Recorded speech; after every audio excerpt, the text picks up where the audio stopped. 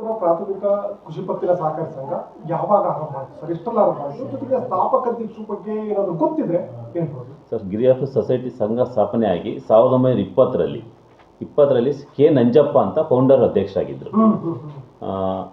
ಅವರು 1920ರಲ್ಲಿ ಫೌಂಡರ್ ಅಧ್ಯಕ್ಷರಾಗಿ 20ರಿಂದ 5 ವರ್ಷಕ್ಕೊಂದ್ಸಲ ಇಲ್ಲಿ ಎಲೆಕ್ಷನ್ ಆಗುತ್ತೆ. ಪ್ರತಿ 5 ವರ್ಷಕ್ಕೊಂದ್ಸಲ ಎಲೆಕ್ಷನ್ ಆಗುತ್ತೆ. 5 ವರ್ಷದಲ್ಲಿ ಪ್ರತಿ 5 ವರ್ಷಕ್ಕೂ ಬೇರೆ ಬೇರೆ ಹೊಸೊಬ್ಬರು ಚೇಂಜ್ ಆಗ್ತಾ ಇರ್ತಾರೆ. ಆಟೋಮೆಟಿಕ್ ಚೇಂಜ್ ಆಗ್ತಾ ಇರ್ತಾರೆ.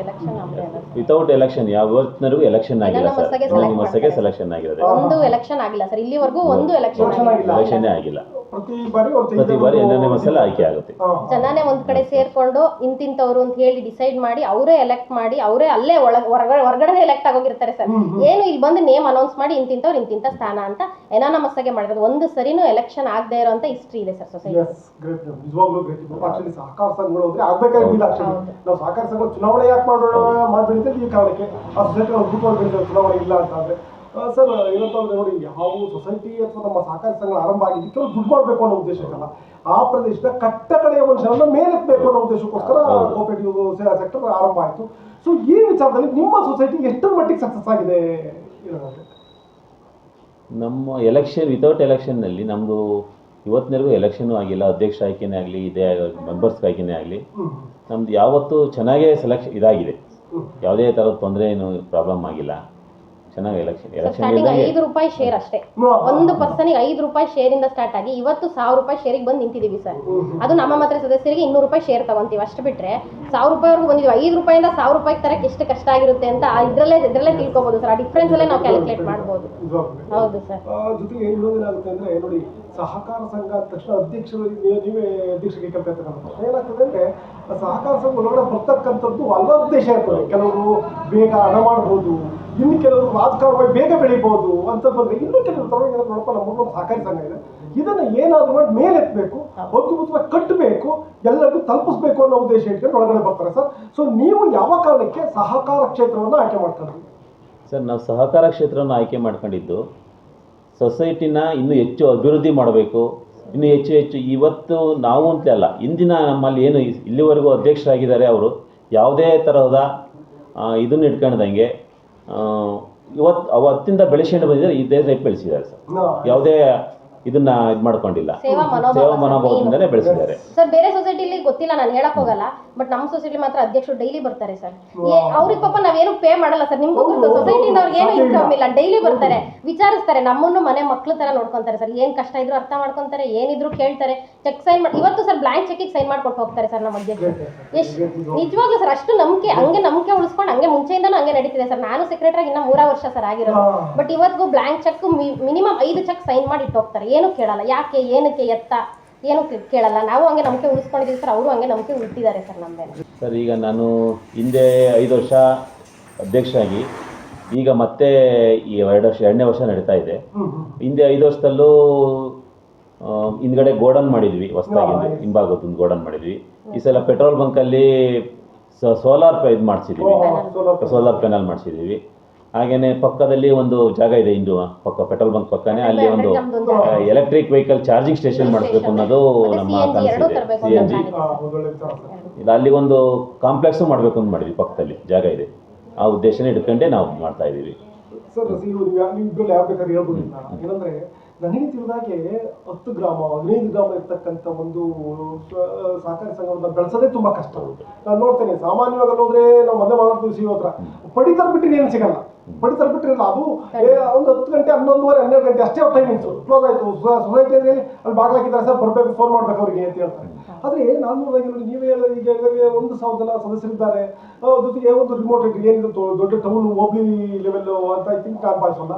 ಇಂತಹ ಪ್ಲೇಸ್ ಅಲ್ಲಿ ಈ ಸೊಸೈಟಿಯನ್ನು ಇಷ್ಟು ಲಾಭದಾಯಕವಾಗಿ ಇಷ್ಟು ಸುಂದರವಾಗಿ ಕಟ್ಟಲಿಕ್ಕೆ ಹೇಗೆ ಸಾಧ್ಯ ಆಯಿತು? ಇದ್ರ ಸೀಕ್ರೆಟ್ ಇದ್ರೆ ಹೇಗೆ? ಬೇರೆ ಸೊಸೈಟಿಯವರು ತಿಳ್ಕೊಳ್ಳೋಕ್ಕೆ ಇಷ್ಟು ಪ್ರಯತ್ನ ಪಡ್ತಾರೆ, ಅದಕ್ಕೆ ಏನು ಕಾರಣ? ಸೀಕ್ರೆಟ್ ಏನಿಲ್ಲ ಸರ್. ನಮ್ಮ ಜನದ ಮನಸ್ಥಿತಿ ನಮ್ಮ ಮನಸ್ಥಿತಿ ಎರಡು ಒಂದುಗೂಡಿ ಮಾತ್ರ ಸೊಸೈಟಿ ಸರ್, ಅಷ್ಟೇ ಹೇಳೋದು ನಾನು. ಇನ್ನೇನಿಲ್ಲ. 1,000 ಜನನೇ ಇರ್ಬೋದು ಸರ್. ನಮಗೆ ಒಂದೇ ಗ್ರಾಮ ಪಂಚಾಯತಿ 3 ಗ್ರಾಮ, ಸುಮಾರು ಗಿರಿಯಾಪುರ ಒಂದು 200-250 ಜನ ಮನೆಗಳು ಸರ್. ಚಿಕ್ಕಮಗಳೂರು ಒಂದು 600 ಮನೆ, ಇನ್ನು ಗಡುಗ್ನಳ್ಳಿ ಒಂದು 50 ಮನೆ. ಬಟ್ ಶೇರ್ ಹೋಲ್ಡರ್ಸ್ ಒಂದೇ 1000. SB ಇಲ್ಲೇ ಇದೆ ಸರ್, FD ಇಲ್ಲೇ ಮಾಡಿದ್ದಾರೆ. ಜನಗಳು ಈಗ ಬೇರೆ ಕಡೆ ಹೋಗಿಂತ ನಾವು ಒಳ್ಳೆ ರೇಟ್ ಆಫ್ ಇಂಟ್ರೆಸ್ಟ್ ಕೊಡ್ತಾ ಇದೀವಿ. 8-8.5% ಕೊಡ್ತಾ ಇದೀವಿ ಸರ್. ಯಾರು ಕೊಡ್ತಾರೆ ಸರ್? ಯಾವ ನ್ಯಾಷನಲೈಸ್ ಬ್ಯಾಂಕ್ ಅಲ್ಲೂ ಕೊಡಲ್ಲ. 6.25 7 ಇಷ್ಟೇ ಕೊಡೋದು ನ್ಯಾಷನಲೈಸ್ ಬ್ಯಾಂಕ್. ನಾವು ಸೀನಿಯರ್ ಸಿಟಿಸನ್ಗೆ 0.5 ರೈಸ್ ಮಾಡಿ ಕೊಡ್ತಾ ಇದೀವಿ. ಆ ತರ ಎಲ್ಲ ಮಾಡಿ ನಾವು ಜನನ್ನ ಹಿಡಿದು ಇಟ್ಕೊಂಡಿವಿ. ಮತ್ತೆ ಅಂಗವಿಕಲರು ಇರ್ತಾರಲ್ಲ ಸರ್, ವಿಕಲಚೇತನರು ಅಂತ ಏನ್ ಮೆನ್ಷನ್ ಮಾಡ್ತೀವಿ, ಅವ್ರಿಗೆ ಎಕ್ಸ್ಟ್ರಾ ಸೀನಿಯರ್ ಸಿಟಿಸನ್ ಗಿಂತ 0.5 ರೇಟ್ ಆಫ್ ಇಂಟ್ರೆಸ್ಟ್ ಕೊಡ್ತಾ ಇದೀವಿ ಸರ್. ಈ ತರ ನಾವು ನಮ್ಮ ಜನನ್ನ ನಮ್ಮಲ್ಲೇ ಹಿಡಿದು ಇಟ್ಕೊಂಡಿದೀವಿ ಸರ್. ಆಮೇಲೆ ಸರ್ ಎಲ್ಲಾ ಗೊಬ್ಬರನೂ ಸಿಗುತ್ತೆ ನಮ್ಮಲ್ಲಿ. ಎಲ್ಲಾ ತರ ಗೊಬ್ಬರ, ಇಂಥ ಕಂಪನಿ ಗೊಬ್ಬರ ಅಂತ ಸಿಗಲ್ಲ. ಈಗ ಹುಣಸ್ಘಟ್ಟ, ನೇರ್ಲಿಕೆರೆ ಆ ಕಡೆಯಿಂದ ಎಷ್ಟು ಕಿಲೋಮೀಟರ್, ಇಲ್ಲಿಂದ ಮಿನಿಮಮ್ 30 to 40 ಕಿಲೋಮೀಟರ್ ಸರ್. ಅಲ್ಲಿಂದ ಬಂದು ಇಲ್ಲಿ ನಮ್ಮಲ್ಲಿ ಗೊಬ್ಬರ ತಗೊಂಡು ಹೋಗ್ತಾರೆ. ಹೌದು, ಈ ಕಡೆ ಚಿತ್ರದುರ್ಗ, ಹೊಸದುರ್ಗ ಈ ಕಡೆಯವರೆಲ್ಲ ಬಂದು ನಮ್ಮಲ್ಲಿ ಗೊಬ್ಬರ ತಗೊಂಡು ಹೋಗ್ತಾರೆ. ಈ ಕಡೆ ಕಡೂರು, ನಮ್ಮ ಹೆಸರು ತುಂಬಾ ಕಡೆ ಇದೆ ಸರ್. ಒಂದು ಇಯರಿಗೆ 2 ಕೋಟಿ ರೂಪಾಯಿ ಮೇಲೆ ಗೊಬ್ಬರ ವ್ಯಾಪಾರ ಮಾಡ್ತೀವಿ ಸರ್. ಬಂಕಲು ಸರ್ ಒಂದು ನಾವು ಕ್ವಾಲಿಟಿ ಏನ್ ಮೇಂಟೈನ್ ಮಾಡಿದೀವಿ ಅಂದ್ರೆ, ಸುತ್ತ ಕಡೂರು ಹೈವೇ ಅಂದ್ರೂ ಇಲ್ಲಿಗೆ ಬಂದು ಹಾಕ್ಸ್ಕೊಂಡು ಹೋಗೋರಿದ್ದಾರೆ ಸರ್. ಫೋನ್ ಮಾಡ್ತಾರೆ ಸರ್, ನಿಮ್ಮಲ್ಲಿ ಪೆಟ್ರೋಲ್ ಇದೆಯಾ, ಸ್ಟಾಕ್ ಇದೆಯಾ, ಡೀಸೆಲ್ ಇದೆಯಾ ಮೇಡಮ್, ಅಲ್ಲಿಗೆ ಬಂದು ಹಾಕ್ಸ್ಕೊಂಡು ಹೋಗ್ತೀವಿ. ಕ್ವಾಲಿಟಿ ಮೇಂಟೈನ್ ಮಾಡಿದೀವಿ, ಸೊ ಬಂದೇ ಬರ್ತಾರೆ. ಇವತ್ತಿನವರೆಗೂ ಪೆಟ್ರೋಲ್ ಡೀಸೆಲ್ ಸ್ಕೇರ್ಸಿಟಿ ಆಗಿದೆ ಅನ್ನೋದೇ ಗೊತ್ತಿಲ್ಲ. ಎಷ್ಟೊಂದು ಬಂಗಳಿಗೆ ಮುಚ್ಚೆ ಹೋಗಿರುತ್ತೆ ಸರ್ ನಮ್ದು. ತುಂಬಾ ಸರಿ ಅದನ್ನ ನೀವು ವಾರಕ್ಕೊಂದ್ಸರಿ ತೆಗಿತಾರೆ, 15 ಸರಿ ಬಾಗಿಲನ್ನ ಕ್ಲೋಸ್ ಮಾಡ್ಬಿಡ್ತಾರೆ ಬಂದು. ಈ ಹೈವೇನಲ್ಲಿ ಹೋಗೋರು ವೆಹಿಕಲ್ಗಳು ಒಂದ್ಸಲ ಇಲ್ಲಿ ಡೀಸೆಲ್ ಪೆಟ್ರೋಲ್ ಹಾಕ್ಸ್ಕೊಂಡು ಹೋಗ್ಬಿಟ್ರೆ ನೆಕ್ಸ್ಟ್ ಬಂದ್ರೆ ಇಲ್ಲಿಗೆ ಬಂದು ಪೆಟ್ರೋಲ್ ಡೀಸೆಲ್ ಹಾಕ್ಸ್ಕೊಂಡು ಹೋಗ್ತಾರೆ. ಕ್ವಾಲಿಟಿ ಕ್ವಾಂಟಿಟಿ ಏನೇ ಸಕಾಲ ಕೊಟ್ಟರು ಆದಷ್ಟು ಒಂದು ಇದಿರುತ್ತೆ, ಏನು ಕದಿಲಿಕ್ಕೆ ಅಥವಾ ಕಳ್ತನ ಮಾಡ್ಲಿಕ್ಕೆ ಹೋಗಲ್ಲ. ಆದಷ್ಟು ಒಳ್ಳೆಯದನ್ನ ಮೇಂಟೈನ್ ಮಾಡಿ ಟ್ರೈ ಮಾಡ್ತಾರೆ ಸಹಕಾರಿ ಸಂಘಗಳಲ್ಲಿ. ಇದು ಕೂಡ ಒಂದು ವಿಚಾರ ಸರ್. ಜೊತೆಗೆ ಇನ್ನೊಂದು ಏನಾಗುತ್ತೆ ಅಂದ್ರೆ, ನೋಡಿ ನೀವು ಗೆಲ್ತೀರಾ, ನೀವು ಬಂದು ಚೇರಲ್ಲಿ ಕೂರ್ತೀರಾ, ಆದ್ರೆ ನೀವು ಒಬ್ಬರೇ ಬರಲ್ಲ. ಗೆದ್ಮೇಲೆ ನಿಮ್ಮ ಬಾಲಕರು ಅಥವಾ ನಿಮ್ಮ ಒಂದು XYZ ಪಕ್ಷದಲ್ಲಿ ಗುರುತಿಸ್ಕೊಂಡಿರ್ತೀರಾ, ಅವ್ರು ಯಾರು ಬಂದೇ ಬರ್ತಾರೆ, ಇನ್ಫ್ಲೂಯೆನ್ಸ್ ಮಾಡ್ಬೇಕಾಗುತ್ತೆ, ಕೊಡಮ್ಮ ಅವರಿಗೆ ಸಾಲವನ್ನ ಅಂತ ಹೇಳ್ಬೇಕಾಗುತ್ತೆ. ಈಗ CEO ಸಾಲ ಕೊಡ್ಬೇಕಾದ್ರೆ ಅವರು ಏನು ಗೈಡ್ಲೈನ್ಸ್ ಇದೆ, ಏನು ಬೈಲ ಇದೆ, ಬೈಲವನ್ನು ನೋಡಿ ಡಾಕ್ಯುಮೆಂಟ್ ಕೇಳ್ತಾರೆ. ನೋಡಪ್ಪ ಈ ಡಾಕ್ಯುಮೆಂಟ್ ಕೊಟ್ಟರೆ ನಾನು ಸಾಲವನ್ನು ಕೊಡ್ತೇನೆ ಅಂತ. ಆದ್ರೆ ನೀವು ಆಗಲ್ಲ, ನೀವು ಫೈನಲ್ ನಿಮ್ದೇ ಚೇರ್, ನೀವು ಹೇಳಿದ್ರೆ ಇಲ್ಲ ಅಂತ ಹೇಳುವಾಗಿಲ್ಲ, ಅಧ್ಯಕ್ಷರನ್ನು ಕೊಡ್ಬೇಕಾಗ್ತದೆ ಅಥವಾ ನಿಮ್ಮ ಡೈರೆಕ್ಟರ್ಗಳಿಗೆ ನಮ್ಮಲ್ಲಿ ಆ ಥರನೂ ಇಲ್ಲ ಸರ್. ಅದೊಂದು ನಮ್ಮಲ್ಲಿ ಆ ಥರ ಯಾರು, ನಾವು ಅಧ್ಯಕ್ಷನೇ ಆಗಲಿ ಮೆಂಬರ್ಗಳೇ ಆಗಲಿ ಯಾವ ಕಾರಣಕ್ಕೂ ರೆಕಮೆಂಡ್ ಮಾಡಲ್ಲ. ಏನು ಕಾನೂನು ಪ್ರಕಾರ ಏನಿದೆ ಅದನ್ನೇ ಮಾಡೋದು ಸರ್. ಒಂದು ಸ್ಟೆಪ್ ಏನ್ ಮಾಡ್ತೀವಿ ಅಂದ್ರೆ, ಫಸ್ಟ್ ಅರ್ಜಿ ಕಲೆಕ್ಟ್ ಮಾಡ್ಕೊಂತೀವಿ ನಾವು. ರೈತರಿಂದ ಏನ್ ತರ ಸಾಲ ಬೇಕು, ಏನು ಎತ್ತ ಅಂತ ಕಲೆಕ್ಟ್ ಮಾಡ್ಕೊಂಡು ಬಾಡಿ ಮೀಟಿಂಗ್ ಮಾಡ್ತೀವಿ sir. Monthly once compulsory body meeting ಇರುತ್ತೆ ಸರ್. ಆ ಮೀಟಿಂಗ್ ಅಲ್ಲಿ ಪ್ರಸ್ತಾವನೆ ಇಡ್ತೀವಿ ಸರ್. ಇಂತಿಂತವ್ರು ಇಂತಿಂತ ಸಾಲ ಕೇಳಿದರೆ, ಇವ್ರದ್ದು ಬೆಳೆ ಸಾಲ ಇಷ್ಟಿದೆ, ಇವ್ರದ್ದು ಬೇರೆ ಎಕ್ಸ್ಟ್ರಾ ಏನೇನಿದೆ ಸಾಲಗಳು ಅದೆಲ್ಲ ಇಷ್ಟಿದೆ ಸರ್, ಇಷ್ಟು ಕೊಡ್ಬೋದಾ ಸರ್ ಅಂತ ಬಾಡಿಲಿ ವಿಚಾರಿಸಿ. ನಮ್ಮ ಈಗ ಚಿಕ್ಕನಲ್ಲೂರು ಡೈರೆಕ್ಟರ್ ಇದ್ದಾರೆ ಸರ್, ಗಿರಿಯಾಪುರದವರು ಡೈರೆಕ್ಟರ್ ಇದ್ದಾರೆ. ಸೊ ಅವ್ರೂರ ಜನ ಹೇಗೆ ಅಂತ ಅವ್ರಿಗೆ ಗೊತ್ತಿರುತ್ತೆ. ಸೊ ಅವರು ಕೊಡ್ಬೋದು ಕಣಮ್ಮ, ಒಳ್ಳೆ ಅನುಕೂಲಸ್ಥರು ಕೊಡ್ಬೋದು, ನಮಗೆ ರಿಕವರಿಗೆ ಸಮಸ್ಯೆ ಆಗಲ್ಲ ಅಂತ ಅವ್ರು ಕನ್ಫರ್ಮ್ ಮಾಡಿದ್ಮೇಲೆ ನಾವು ಅದನ್ನ ಅಪ್ರೂವ್ ಮಾಡ್ಕೊಂತೀವಿ ಸರ್. ಇಲ್ಲೇದು ಅಷ್ಟೇ ಸೇಮ್ ವೈಸ್ ವರ್ಸ ಸೇಮ್ ಅದೇ ತರ ಮಾಡಿ ಅಪ್ರೂವಲ್ ತಗೊಂಡು ಒಳ್ಳೆ ಶ್ಯೂರಿಟಿದಾರನ್ನ ನೋಡಿ ತಗೊಂಡು ಆಮೇಲೆ ಲೋನ್ ಸ್ಯಾಂಕ್ಷನ್ ಮಾಡೋದು ಸರ್. ಇವತ್ತಿನವರೆಗೂ ನಮ್ದು ಸೊಸೈಟಿ ಸಂಘದಿಂದ ಯಾವುದೇ ಇದಕ್ಕೂ ಹೋಗಿಲ್ಲ, ಕೋರ್ಟ್ ಕಚೇರಿ ಅಂತ ಹೋಗಿಲ್ಲ. 100% ರಿಕವರಿ.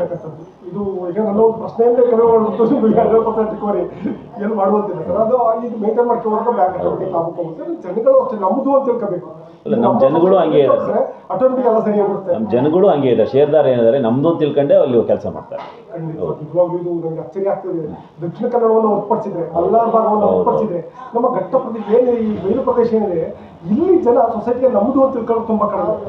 ಇಲ್ಲಿ ಸಾಲ ತಗೊಳ್ಬಿಟ್ಟು ನ್ಯಾಷನಲ್ ಬ್ಯಾಂಕಲ್ಲಿ FD ಇಟ್ಟವ್ರೆ ತುಂಬಾ ಇರ್ತಾರೆ ಸರ್. ಇದ್ರ ಜೊತೆಗೆ ಏನಂದ್ರೆ, ನೋಡಿ ಇಲ್ಲಿ FD ಅಂತ ಸ್ವೀಕರಿಸಬೇಕಾಗ್ತದೆ, ನಿಮ್ಮ ಸ್ವಂತ ಬಂಡವಾಳವನ್ನು ಆಗ ಮಾತ್ರ ಬ್ಯಾಂಕ್ ಇಷ್ಟು ಬೆಳೆಸಲಿಕ್ಕೆ ಸಾಧ್ಯ, ಇಲ್ಲ ಸಾಧ್ಯ ಇಲ್ಲ. ಇಲ್ಲಿ FD ಏನು ಕೊಟ್ರೆ ಅವ್ರು ಬಂದು ಯಾರು FD ಇಟ್ಟಿರ್ತಾರೆ ಅಂದ್ರೆ ಹಾಗೆ ಇಟ್ಕೊಂಡ್ರೆ ನಿಮಗೆ ಲಾಭ ಇಲ್ಲ. ಅದನ್ನ ಸಾಲವಾಗಿ ಕೊಡ್ಬೇಕು, ಹಾಗಂತ 100% ಕೊಡುವಾಗಿಲ್ಲ. ಅದಕ್ಕೆ ಇದಾಗಿರುತ್ತೆ. ಒಂದು ಇಷ್ಟು 70% 60% ಸಾಲ ಕೊಟ್ಟರೆ 40% ನೀವು ಇಟ್ಟು ಅವ್ರು ಬಂದು ಕೇಳಿದಾಗ ದುಡ್ಡು ಕೊಡ್ಬೇಕು. ಇಲ್ಲ ಇವತ್ತು ಬಂದ್ಬಿಟ್ಟು ಒಂದು ಕೋಟಿ ಇಟ್ಟಿರ್ತಾರೆ, 25 ಲಕ್ಷ ಕೊಡಿ ಅಂದ್ರೆ ದುಡ್ಡಿಲ್ಲ ಅಂದ್ರೆ ನಾಳೆ ನನ್ನ ಫುಲ್ ಕೊಟ್ಬಿಡಿ ಅಂತ ಭಯ ಬಿದ್ದು ಬಂದ್ರೆ. ಸೊ ಹಾಗಾಗಿ ಹೇಗಿದೆ ಮ್ಯಾಮ್, ಇದು ಹೇಗೆ ಬ್ಯಾಲೆನ್ಸ್ ಮಾಡ್ತೀರಾ ಈ ವಿಚಾರವನ್ನ? ಸಾಲವನ್ನು ಕೊಡ್ಬೇಕು, ಜೊತೆಗೆ ಹಣವನ್ನು ಅಷ್ಟೇ ಅಲ್ಲ ಸರ್, ಗೊಬ್ಬರ ತರಿಸಕ್ಕೆ ದುಡ್ಡು ನಾವು ಇನ್ವೆಸ್ಟ್ ಮಾಡಬೇಕು. ಬಂಕಿಗೂ ದುಡ್ಡು ಸರ್. ಬಂಕಿಗೆ ಕರೆಕ್ಟ್ ಆಗಿ ಒಂದು ವಾರಕ್ಕೆ 2 ಲೋಡಿಂದ 3 ಲೋಡ್ ಬರುತ್ತೆ. ಒಂದು ಲೋಡಿಗೆ 13 ರಿಂದ 15 ಲಕ್ಷ ತೆಗೆದಿಡಬೇಕು ಸರ್ ನಾವು. 22 ಸಾವಿರ ಲೀಟರ್ ಐ ಥಿಂಕ್ ಬರ್ತದೆ. ಹೌದು ಸರ್. ಹೇಗೆ ಮೇಂಟೈನ್ ಮಾಡ್ತೀರಾ ಸರ್? ಏನಿಲ್ಲ ಸರ್, ನಾವು ನೋಡ್ಕೊಳ್ತೀವಿ ನಮ್ಮ ಬ್ಯಾಂಕ್ ಬ್ಯಾಲೆನ್ಸ್ ಏನಿದೆ, ನಮ್ದು ಇನ್ವೆಸ್ಟ್ಮೆಂಟ್ಸ್ ಹೇಗಿದೆ, ನಮ್ದು ಯಾವ ತರ ನಡೀತಿದೆ ಸರ್. ಲೋನ್ ಕೊಡಕ್ ಆಗದೇ ಇಲ್ಲ ಅಂತ ಹೇಳಲ್ಲ ನಾವು ಯಾವತ್ತೂ, ಅಷ್ಟೇನೆ ಕೊಡ್ತೀವಿ, ಸ್ವಲ್ಪ ವೇಟ್ ಮಾಡಿ. ನಮ್ಮ ಹತ್ರ ಫಂಡ್ಸ್ ಇಲ್ಲ ಅಂದ್ರೆ ನಾವು ಅದನ್ನೇ ಸರ್ ಹೇಳೋದು, ರೈತರನ್ನ ಕನ್ವಿನ್ಸ್ ಮಾಡ್ತೀವಿ, ಸ್ವಲ್ಪ ಕೊಡ್ತೀವಿ, ತಾಳ್ಮೆಯಿಂದ ಇರಿ. ಈ ಲೋನ್ ಈಗ 5 ಲಕ್ಷದ ಲೋನ್ ಕೇಳಿರ್ತಾರೆ ಸರ್ ಪಾಪ ರೈತರು, ಕೊಡಕ್ಕಾಗಲ್ಲ, ಈಗಿರಲ್ಲ ನಮ್ಮ ಹತ್ರ ಫಂಡ್. 1 ಲಕ್ಷನಾದ್ರು ಕೊಟ್ಟು ಸಮಾಧಾನ ಮಾಡೋಣ ಆ ಕಾನ್ಸೆಪ್ಟ್ ಅಲ್ಲಿ ನಡೀತಾ ಇದೆ. ರೈತರು ಹಂಗೆ ಇದ್ದಾರೆ ಸರ್. ಒಂದು ತಿಂಗಳು ಹೆಚ್ಚು ಕಮ್ಮಿ ರೇಟು ಅರ್ಥ ಮಾಡ್ಕೊಂಡು ಒಂದು ತಿಂಗಳು ಲೇಟ್ ಆಗಲಿ ತಗೊಂತಾರೆ, ಲೋನ್ ತಗೊಂತಾರೆ.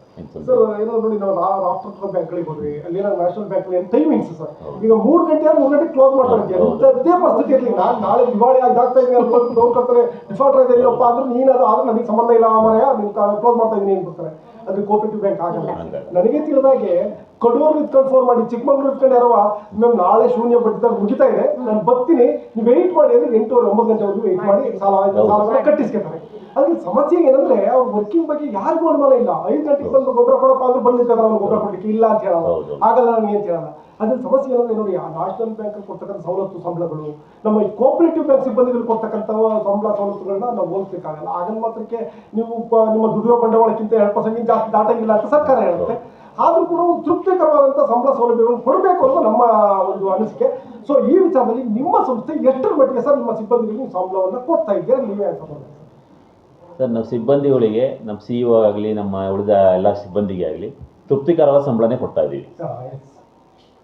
ಒಳ್ಳೆ ಸ್ಕೇಲ್ ರೆಡಿ ಮಾಡಿಸಿದ್ದಾರೆ ಸರ್. ಅದ್ರ ಪ್ರಕಾರ ಏನು ಕೊಡಬೇಕು ಅದ್ರ ಪ್ರಕಾರ ಕೊಡ್ತಾರೆ. ನಿಮಗೆ ನೋಡಿ, ಒಬ್ಬ ಸಿಬ್ಬಂದಿಯನ್ನ ತಗೋಬೇಕು ಅಂತಂದ್ರೆ, ಒಂದು ಕೋಆಪರೇಟಿವ್ ಬ್ಯಾಂಕ್ ತಗೋಬೇಕು ಸರ್ಕಾರದ ಅನುಮತಿ ಬೇಕು. ಇಲಾಖೆ ಅನುಮತಿ ಇದ್ರೆ ಯಾರು ನೇಮಿಸ್ಕೊಳ್ಳೋಕ್ಕಾಗಲ್ಲ. ನೀವು ಸುಮ್ಮನೆ ಯಾರೋ ಕರ್ಕೊಂಡು ಕೂರ್ಸಕ್ಕಾಗಲ್ಲ, ಎಲ್ಲದಕ್ಕೆ ಅನುಮತಿ ತಗೊಳ್ಳೇಬೇಕಾಗುತ್ತೆ. ನೋಡಿ, ನಿಮ್ಮನ್ನು ನೇಮಿಸ್ಬೇಕಾದ್ರೆ ಸರ್ಕಾರ ಹೇಳುತ್ತೆ ನಮ್ಮ ಅನುಮತಿ ಅಂತ ನೇಮಿಸಿ ಅಂತ. ಆದ್ರೆ ನಿಮಗೆ ಸಂಬಳ ಕೊಡಬೇಕು ಅಥವಾ ಬೇರೆ ವಿಚಾರ, ನೀವು ಸರ್ಕಾರಿ ಸಿಬ್ಬಂದಿ ಅಂತ ಕೇಳ ಸರ್ಕಾರ ಅಂತ ಇಲ್ಲ ಅವ್ರ ಸಿಬ್ಬಂದಿ ಎಲ್ಲ ನಮಗೂ ಸಂಬಂಧ ಇಲ್ಲ, ಬ್ಯಾಂಕ್ ಲಾಭದಲ್ಲಿ ಸಂಬಳ ಕೊಡಿ, ಇರುವ ಪುಕ್ಷತೆ ಕೆಲಸ ಮಾಡಿರುತ್ತೆ. ಸೊ CEO ಆಗಿ ಸಿಬ್ಬಂದಿಯಾಗಿ ಕೆಲಸವನ್ನು ನಿರ್ವಹಿಸಿದ್ದೀರಾ. ಈ ಒಂದು ಯೋಜನೆ ಎಷ್ಟು ಸರಿ, ಇದ್ರ ಬಗ್ಗೆ ಸರ್ಕಾರ ನಿಮ್ಮ ಅನಿಸಿಕೆ ಹೇಳೋದಾದ್ರೆ ನಾವು ಇಂಥ ವಿಚಾರದಲ್ಲಿ? ಯಾಕೆಂದ್ರೆ ಈಕ್ವಲ್ ಸ್ಯಾಲರಿ ಇಲ್ಲ. ನಾನು ನೋಡಿದ್ರೆ ನೋಡಿ, ಇನ್ನೊಂದು ಮಸಾಲೆ ಇರುತ್ತೆ, ಇನ್ನೆಲ್ಲ 5,000 ಇಂಟರ್ವ್ಯೂ ಮಾಡಿದ್ರೆ ನಾನು ಇಂಟರ್ವ್ಯೂ ಮಾಡ್ತಕ್ಕಂಥ 5,000 ಸಾಲ ತಗೊಂಡು ಕೆಲಸ ಮಾಡ್ತಕ್ಕಂಥ ಸಿಬ್ಬಂದಿಗಳು ಇದ್ದಾರೆ. ಅದು ಈಗ ಇಂಥ ಸಂದರ್ಭದಲ್ಲಿ ಅದೇ 7th ಪೇ ಕಮಿಷನ್ ಇದರಲ್ಲಿ ಗೋಣಿಕೊಪ್ಪದಲ್ಲಿ 7th ಪೇ ಕಮಿಷನ್ ಕೊಡ್ತಾ ಇದ್ದಾರೆ ಇಲ್ಲಿ ಗೋಣಿಕೊಪ್ಪ ಸೊಸೈಟಿಯಲ್ಲಿ. ಹಾಗೆ ಇದೊಂದು ಈಕ್ವಲ್ ಇದೆ, ನನಗೆ ಪ್ರಶ್ನೆ ಕೇಳ್ತಿರ್ಲಿಲ್ಲ, ಒಬ್ಬೊಬ್ರು ಒಂದೊಂದಿದೆ. ಸೊ ಇದ್ರ ಬಗ್ಗೆ ನೀವು ಅಭಿಪ್ರಾಯ ಮಾಡ್ತೀರಾ ಸರ್? ಅಂದ್ರೆ ಸೊಸೈಟಿಗೆ ತಕ್ಕನಾಗಿ, ಸೊಸೈಟಿ ಅಭಿವೃದ್ಧಿ ತಕ್ಕನಾಗಿ ನಾವು ಸಂಬಳ ತಗೋಬೇಕು ಸರ್. ನಾವೇನು ಇಂಪ್ರೂವ್ಮೆಂಟೇ ಮಾಡ್ದಲೇ ಸಂಬಳ ಕೇಳಿದ್ರೆ ತಪ್ಪಾಗುತ್ತೆ ನಾವು. ಸೊ ನಮಗೆ ನಮ್ಮ ಸೊಸೈಟಿಲಿ ಎಲ್ಲರಿಗೂ ತೃಪ್ತಿಕರವಾದ ಸಂಬಳ ಇದೆ ಸರ್. ನಾನು ಸ್ಟಾರ್ಟಿಂಗ್ ಸೇರಿದಾಗ 10,000ಕ್ಕೆ ಸೇರ್ಕೊಂಡಿದ್ದು ಸರ್, ಕಂಪ್ಯೂಟರ್ ಆಪರೇಟರ್ ಆಗಿ. ಬರೀ 10,000, ಖಂಡಿತ 10,000 ಸರ್. ಅದರಲ್ಲೂ PF ಕಟ್ಟಾಗಿ 9,000 ಕೈ ಸಿಕ್ತಿತ್ತು. ಏನ್ ಕೊರೋನಾ ಆಯ್ತು, ಬೆಂಗಳೂರಲ್ಲಿ ಬಿಟ್ಟು ಬಂದ್ವಿ, ನಮಗೂ ನೆಸೆಸಿಟಿ ಇರುತ್ತಲ್ವಾ ಸರ್, ಹಂಗಾಗಿ ಅವಾಗ ಸೇರ್ಕೊಂಡಿದ್ವಿ. ಸೊ ಇವತ್ತು ತೃಪ್ತಿಕರವಾಗಿ ಸಂಬಳ ಬರ್ತಾ ಇದೆ ಸರ್. ತೀರಾ ಇದನ್ನು ಏನು ಲಾಸು ಇಲ್ಲ, ತೀರಾ ಇದೂ ಇಲ್ಲ ಸರ್. ನಮಗೆ ನಮ್ಮ ಸೊಸೈಟಿ ತಕ್ಕನಾಗಿ ಸರ್ಕಾರಕ್ಕೆ ಏನ್ ಸರ್ಕಾರಕ್ಕೆ ಏನು ಹೇಳೋಷ್ಟು ದೊಡ್ಡವ್ರು ನಾವಲ್ವಲ್ಲ ಸರ್. ಇಲ್ಲ ಸರ್, ಏನು ಅಂದ್ರೆ ನಮ್ಮ ಜನನೇ ಬಾಡಿಲಿ ಇರೋದ್ರಿಂದ ಆಕ್ಚುಲಿ ಸರ್ಕಾರಕ್ಕೆ ನಮ್ಮನ್ನ ಕಂಟ್ರೋಲ್ ಕೊಡೋ ನೆಸೆಸಿಟಿ ಇಲ್ಲ ಸರ್. ನನ್ನ ಪ್ರಕಾರ ನಮ್ಮವ್ರಿಗೆ ನಮ್ಮ ಕಷ್ಟ ಗೊತ್ತಿರುತ್ತೆ, ಸರ್ಕಾರಕ್ಕೆ ಏನ್ ಗೊತ್ತಿರುತ್ತೆ ಸರ್? ಸೊ ನಮ್ಮವ್ರ ಕಂಟ್ರೋಲ್ ಅಲ್ಲಿ ಕೂತಿದ್ದಾರೆ. ನಾಳೆ ಜಿಲ್ಲಾ ಪಂಚಾಯತ್ ಹೋಗ್ಬೋದು, ನಾಡು MLA ಆಗ್ಬೋದು, ನಾಡು ಮಂತ್ರಿ ಆಗ್ಬೋದು. ಮಂತ್ರಿ ಆದಾಗ ಇದೇ ಇಲಾಖೆಗೆ ಬರ್ತಾರೆ, ಬೇರೆ ಇಲಾಖೆಗೆ ಹೋಗಿಲ್ಲ. ಅಧ್ಯಕ್ಷ ಆಗಿದ್ರು ಇದೇ ಇಲಾಖೆಗೆ ಬರ್ತಾರೆ.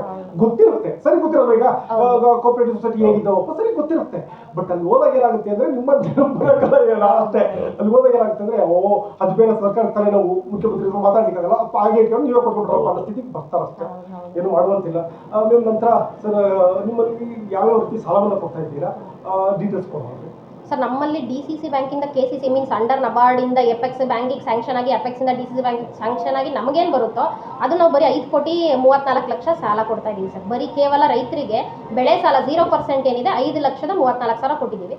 ಮತ್ತೆ ಇದು ಸರಿ 5 ಕೋಟಿ ಸರ್, ಸಾರಿ 5 ಕೋಟಿ ಕೊಟ್ಟಿದ್ದೀವಿ ಸರ್, 5 ಕೋಟಿವರೆಗೂ. ಮತ್ತೆ ನಮ್ಮ ಸ್ವಂತ ಬಂಡವಾಳದಲ್ಲಿ ಸರ್, ನಮ್ಮ ಸೊಸೈಟಿ ಸ್ವಂತ ಬಂಡವಾಳದಲ್ಲಿ 0% ಆಗಿ 1.5 ಕೋಟಿ ಸಾಲ ಕೊಟ್ಟಿದ್ದೀವಿ ಸರ್. 1.5 ಕೋಟಿ ಏನು, ಅದರಿಂದ ಇನ್ಕಮ್ ಏನಿಲ್ಲ ಸರ್, ಇಂಟ್ರೆಸ್ಟ್ ಇಲ್ಲ, 0%. ಅದ್ರಲ್ಲಿ 1.5 ಕೋಟಿ ಕೊಟ್ಟಿದ್ದೀವಿ ಬೆಳೆ ಸಾಲ ಅಂತ ಸರ್. ಅದು ಬಿಟ್ಟು 14 ಕೋಟಿವರೆಗೂ ಬೇರೆ ಇತರೆ ಸಾಲಗಳು ಕೊಟ್ಟಿದ್ದೀವಿ ಸರ್. ಲೈಕ್ ಬಂಗಾರದ ಸಾಲ ಕೊಟ್ಟಿದ್ದೀವಿ ಸರ್, ಬಂಗಾರ ಅಡಮಾನ ಇಟ್ಕೊಂಡು ಸಾಲ ಕೊಡ್ತೀವಿ. ರೇಟ್ ಆಫ್ ಇಂಟ್ರೆಸ್ಟ್ ಬರೀ 8.5% ಸರ್, ರೈತರಿಗೆ ಹೊರೆ ಆಗಬಾರ್ದು, ಬರೀ 8.5% ಸರ್. ಮತ್ತೆ ಇದು ಟ್ರ್ಯಾಕ್ಟರ್ ಲೋನ್ ಕೊಡ್ತಾ ಇದೀವಿ ಸರ್, ಟ್ರ್ಯಾಕ್ಟರ್ ಖರೀದಿ ಮಾಡಕ್ಕೆ ಸಾಲ ಕೊಡ್ತಾ ಇದೀವಿ. ಮತ್ತೆ ಗಾಡಿಗಳು ಸರ್, 2 ವೀಲರ್ 4 ವೀಲರ್ ಅದನ್ನ ಖರೀದಿ ಮಾಡಕ್ಕೂ ಸಾಲ ಕೊಡ್ತಾ ಇದೀವಿ. ವೆಹಿಕಲ್ ಲೋನ್ ಕೊಡ್ತಾ ಇದೀವಿ ಸರ್, ಅಡಿಕೆ ಪ್ಲೇಟ್ ಲೋನ್ ಕೊಡ್ತಾ ಇದೀವಿ. ಮತ್ತೆ ನಮ್ಮ ಬೆಲ್ಟ್ ಬಂದ್ಬಿಟ್ಟು ಈರುಳ್ಳಿ ಬೆಳೀತಾರೆ ಸರ್ ಈ ಕಾರಣ. ಸೊ ಈರುಳ್ಳಿ ಶೇಖರಣೆ ಮಾಡೋಕ್ಕೋಸ್ಕರ ಈರುಳ್ಳಿ ಶೇಖರಣಾ ಘಟಕ ಸಾಲ ಅಂತ ಕೊಡ್ತಾ ಇದೀವಿ ಸರ್. ಅಪ್ ಟು 2.5 lakhs ವರೆಗೂ ನಾವು ಶೇಖರಣಾ ಘಟಕ ಸಾಲವನ್ನು ಕೊಡ್ತಾ ಇದೀವಿ ಸರ್. ಅದು 5 ವರ್ಷಕ್ಕೆ ಕೊಟ್ಟಿರ್ತೀವಿ ಸರ್. ಸ್ವಲ್ಪ ಲಾಂಗ್ ಟರ್ಮ್ ಇದ್ರೆ ಅವ್ರಿಗೂ ಕಟ್ಟಕ್ಕೆ ಕಷ್ಟ ಆಗಬಾರ್ದು ಅಂತೇಳಿ 5 ವರ್ಷದವರೆಗೂ.